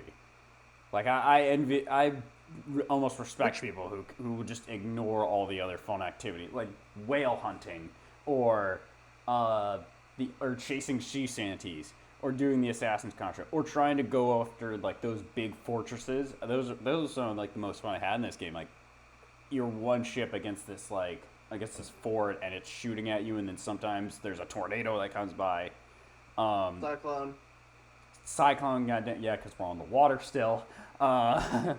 So, but yeah, I really like AC4. But one more thing that I wanted to bring up with both these games, and I will direct this at Randy. It is the thing Robert mentioned a little bit, but we skipped over, is the multiplayer. This is the last time in an Assassin's Creed game that there's actually competitive multiplayer. Yeah, so There's PvP. yeah. So Randy, how does this game's multiplayer compare to Revelations and previous Assassin's Creeds? All right. There are definitely things that are improved, and I think that it does better, and other things that it does worse. One of the things that it does better is they mapped all your action buttons to the same thing. Well, not all, but like you had 2 main actions, pretty much: kill your target, stun your pursuer. In the previous games and Revelations, I'll just use Xbox controls. X was to kill your target, B was to stun your pursuer. So, in reality, let's say due to the proximity, basically when when your pursuer is getting close to you, you start to hear these whispers and whatnot. So you have an idea of kind of where they are. So if, let's say you're standing in a crowd and then this other moving crowd starts to come towards you and your camera's already kind of on them. And then you start to hear whispers. You can kind of be like, oh, my pursuer might be in that moving blend group. You could just throw your smoke bomb over there and just kind of run over there and just look for the giant B button above the character's head. Mm-hmm. So it's a lot less. I mean, you still have to have some skill, obviously, to be like, oh, I'm gonna, waste my ability, the smoke bomb, to go over and run and punch. Like, hope that my pursuer that I was right. Hopefully, it's one of those group. 4 people I just smoke bombed. Yeah, but I mean, still, you can narrow it down super easy and just be like, just look for the giant B button above the character's head. Now it's mapped, everything is on the X button. It's your action button for assassinate and stun. That was changed in 3, and I really liked that a lot. So it made the game a bit harder, having to know exactly what characters are like, what are actual people in the game, what character models they are, and what ones are just populated through the just as NPCs, just filling up the map type of situation, and kind of pick out, even if like the person uses a disguise and whatnot, so they look like one of the NPCs that are just filling up the map. How is that model moving? Is it moving different than what an NPC moves like or whatnot? Is it a little does it stutter and stuff like that? You have to pick up on more nuances in comparison to before, where it's just like, oh, that's probably them, the smoke bomb. Oh, there's giant B button. So I liked that change quite a bit. One of the things that I think it does worse, I feel like the character models are less iconic, in my opinion. Maybe it's just because I played the absolute shit ton out of AC Revelations multiplayer. I like some of the player models Seven in or something like AC4. You're the one dude with the cool hat. You had the pirate girl. I think one of them kind of looked like Blackbeard, but wasn't exactly Blackbeard, and that's the only one. Actually, Yeah, Blackbeard was added in as a playable character. Okay, then I was right. Yes. Yeah. Okay. But I always play the guy with the cool hat because he had a cool hat. I don't know. There was just, I don't know. I felt like it didn't resonate with me as much, the character models. I don't know. That's just me. It's all up to personal preference at that point. One of the things that they did change, so basically, kind of like, I'll just narrow it down to like, you're getting a assassination streak. Let's say you get, 5 assassinations and no one kills you in that time period. One of the things, you can have a perk called an animus hack. In AC, like, in Revelations, it was completely useless. Like, no one used it. It was terrible. And then 3 and 4, it was so, like, if you got that, you could annihilate a lobby. Pretty much Animus Hack allowed you to kill any player character, whether they're pursuing you or not pursuing you. And it did the same thing in Revelations, but the kills were only 100 points, so nothing.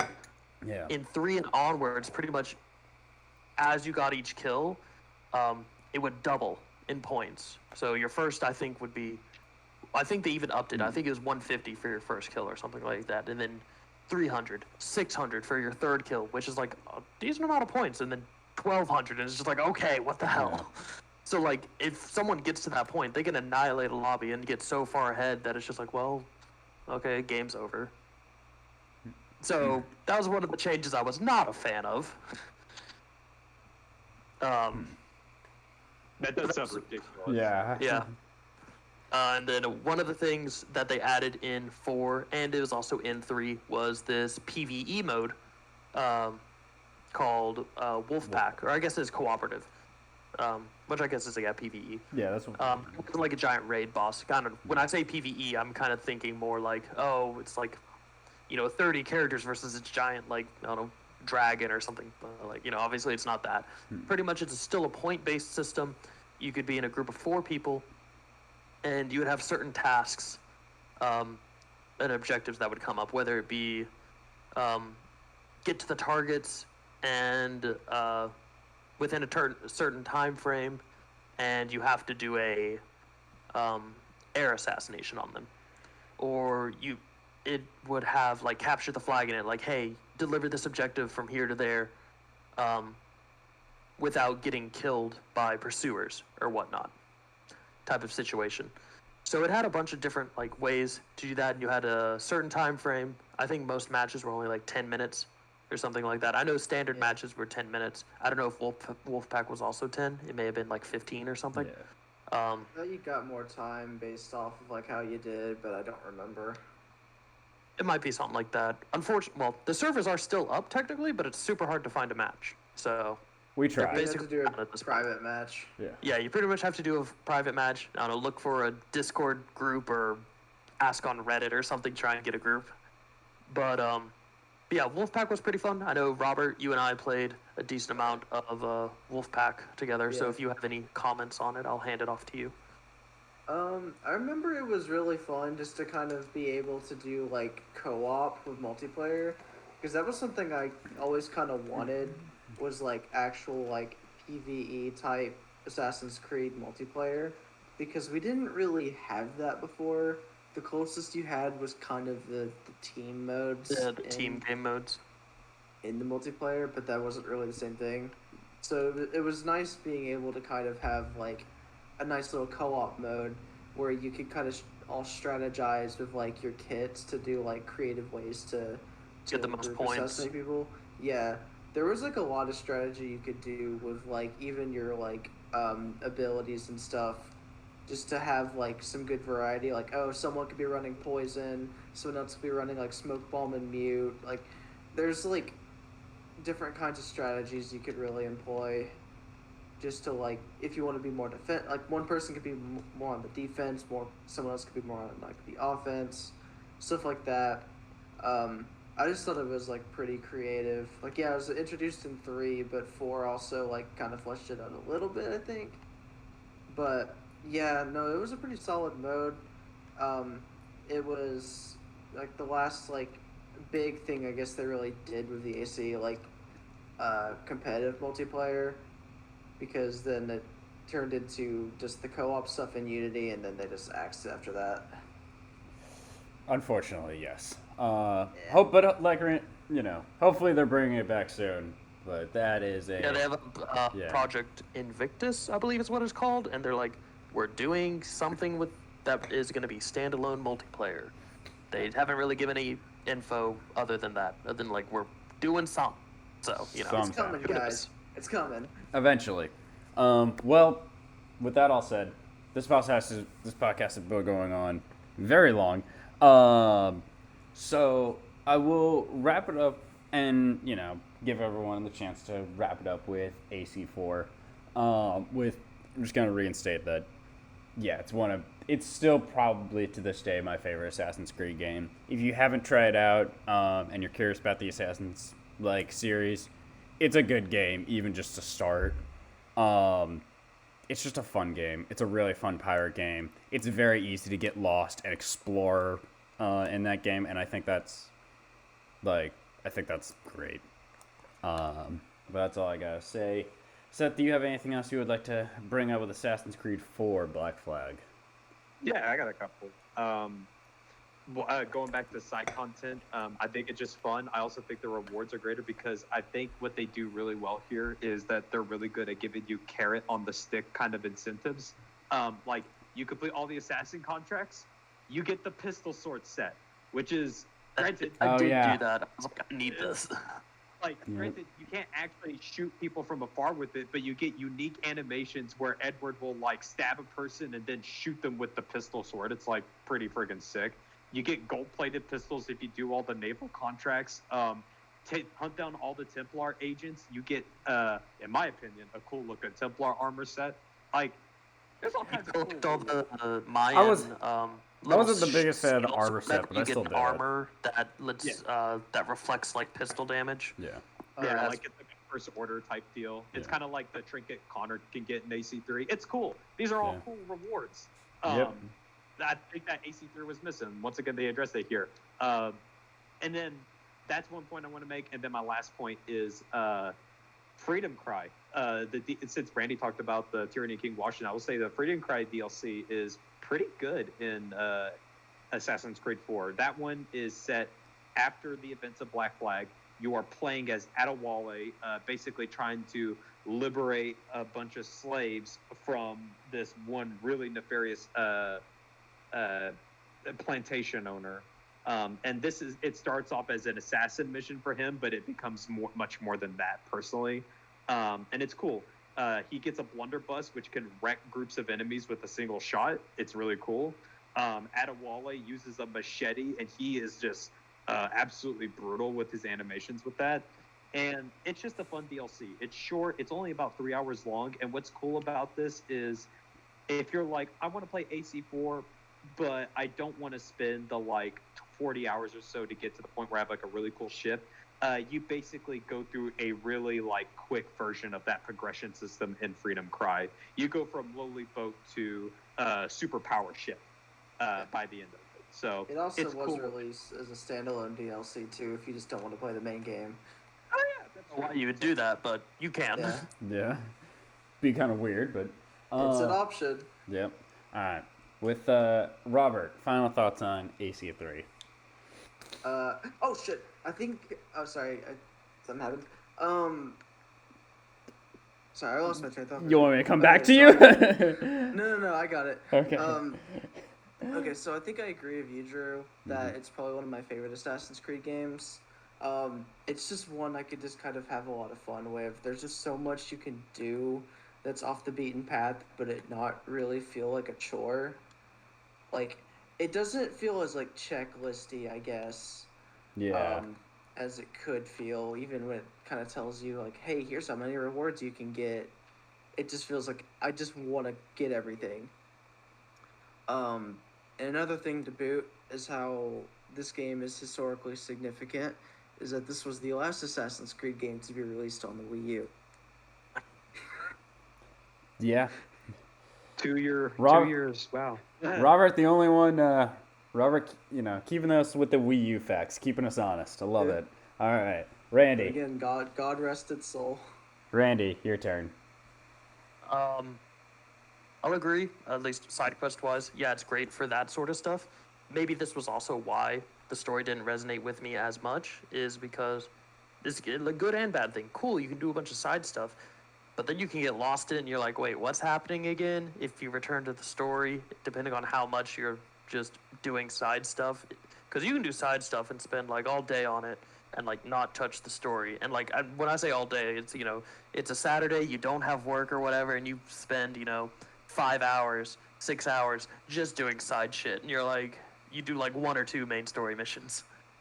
Yeah, but I feel So, like like- that's a good thing, though. Like, I feel like that's the point of a good It's good and bad. It's good to, like, you have a variety of things to do, but I can see maybe it's me and I'm just like, I come back to a mission and I'm like, all right, what's happening? Do I care? Okay. Maybe that's just me, All right. but that's all. Overall, still very fun game to play. Well, with all that said, and there was a lot said, that is everything for Assassin's Creed 3 and 4. And now, as we do with the... I just messed up that whole sequence. I'm just going to restart. We're going to do the fresh picks now. I'm just going to go with that. God, that was terrible. I'm just kind of worn out. You want to just retake that? No, I'm not. We just roll with All it. right. One take. Yes, we do one take, and that's how we do, because I don't want to re-edit something. Randy, fresh pick, go. My fresh pick is it is a video game, and it's one that has been out for quite a while. It's called Dirt Rally 2.0. Oh. With the name, it's a rally video game. So racing, taking cars off road on tracks that are not much wider than the cars themselves. It's pretty technical. You can dial it up or dial it down with how much you want it to be like a sim, or how much you kind of want it to be a bit more accessible and a bit easier. And yeah, it's just, I've been playing it a little bit because EA Play had a trial for a month to say, hey, you want EA Play for $1 for a month? And I said, sure, and don't renew my subscription. So I've been playing Dirt Rally 2.0, and it's quite a lot of fun. So if It's you also- like, taking cars off-road and going real quick in some pretty cool historic rally cars, give it a shot. Also, since it's on EA Play, that means it's bundled with Game Pass, which Yep. means that you can also play it That's there too. ultimate. That's There you cool. go. I finally recommended something on Game Pass. Good job. Good job. It took you technicality. long enough. It took you By long enough. technicality. Yes. All right. Seth, your fresh pick. My fresh pick is also a game, but it's also kind of a movie. I recently finished with my brother a playthrough of The Quarry, and I really recommend it. If you don't know, The Quarry is made by the same people who did Until Dawn. It is a horror narrative adventure set at a camp where basically all the counselors have decided to do one more summer night of fun, but as night creeps in, something comes out to play, and it's really fun. It's basically you're making choices. Your choices impact who lives, who dies, who gets hurt, and some other pretty wild things. It's a pretty cool horror story. It's horror in a way that's like it can there's some spine chilling stuff, but it's not too scary. It's actually kind of funny and goofy in parts. So it's just a nice schlocky bit of fun. I really recommend it, and it has some pretty good characters too. Surprisingly, really good characters. I've been meaning to play that. So, and you know what's the best part, Randy? You can play with a friend, and you can make choices. Granted, what it becomes is one person kind of controls the character moving, but basically, however people you have playing with you, because I think you have like up to 8 people, you can play it on your phone too. You vote on your choices of like what happens. So like, majority sway. So I recommend if you can get a group of friends together, play it. It's fun. It's spooky. It's goofy. It's all these great things. roughly how long is it? Is it something I could be like, hey, Drew, drive over to my place, and then like, me, him, and I'm pretty sure I don't have to get a couple people all together, and we just kind of sit around and play it in a single sitting. I would probably say, depending on how quick you are about it, it might take about 8 to 10 hours to beat. Is it something like we have to be in the same room to play? I thought you could do it on. You could play it online. That's how I did it with Zane. I was about to say, I was like, I don't need to. I mean, I'm willing to come and visit you. I always am, but like we could start playing that like tonight or something. Now the thing is though, like now if you're doing the couch co-op, obviously one person only needs the copy, but like so, and that's where the phones come in, I believe, is where you can play it that way. Okay. But if you decide to play it that way, then both of you need to purchase your own copies. Okay. Yeah. Is that a Game Pass game? No, it is Damn. not. I am sorry to report. Next time. It's okay. Randy already filled our quota for that. All right, Robert, your turn. All right, so as some of you may recall, we did our anticipated games of 2022 at the beginning of this year. And I think I remember my pick being Kirby and the Forgotten Land as something that I was really looking forward to. Mm-hmm. Well, I finally did it like a month ago. My girlfriend Becca came over to visit, so we could do like the co-op mode in it, because that game lets you play with 2 players. A lot of co-op recommendations. I'm loving it. Yeah. Nice. Yeah, it's a pretty fun co-op game. I think the only real downside is that player 2 has to be Waddle Dee, and Waddle Dee kind of has like a limited moveset. What's wrong with compared Waddle to Dee? I Kirby. love Waddle Dee. Or Bandana Dee. Yeah. You 'cause talking? all they get is You the talking spear, trash on Bandana Dee, Robert? maybe. Yeah, that's why. Yeah, But- yeah. Keep your mouth Yeah, shut. no, as like the first like Kirby game that's like 3D, that's not air ride, I think it was really well done. I think a lot of the levels are really charming, pretty fun to go through. There wasn't really anything I like despised about the game. Though granted it's a Kirby game, they're not going to be difficult at all. But that's not a bad thing, you know? Not every game has to be like Dark Souls 3, where you get ambushed by things and you die. Kirby's... Robert, we're already over by 2 hours. I know. Kirby's Rex time. Good game. Great game for co-op. All right. Have a good night. All right, thanks, Seth. Yeah, my recommendation. It's not a game. It is a movie. It came out in 2010. It is called The Secret World of. Oh my gosh, I just. Not Tom. Hold on a second. I want to make sure I pronounce it. It's a Studio Ghibli film. It's about this little world where there are little people. Freaking hell! What is the? I tried to finish so fast. But I recently watched it already. I think it's technically pronounced Arietti. I don't know. I watched it in subtitles, so it's. I don't know. Sure, we're over 2 hours. It's a great movie. It's very cute and adorable, and watch it. It's on HBO Max. Go watch it. Okay. Thank you. It's a Studio Ghibli film. Yes, it's a Ghibli film. We'll go watch all the Ghibli There's films. literally a whole category for them there. Go watch them. Yes. Watch All right. Kiki go. All right. Thanks everyone for watching. Stay safe out there. Goodbye.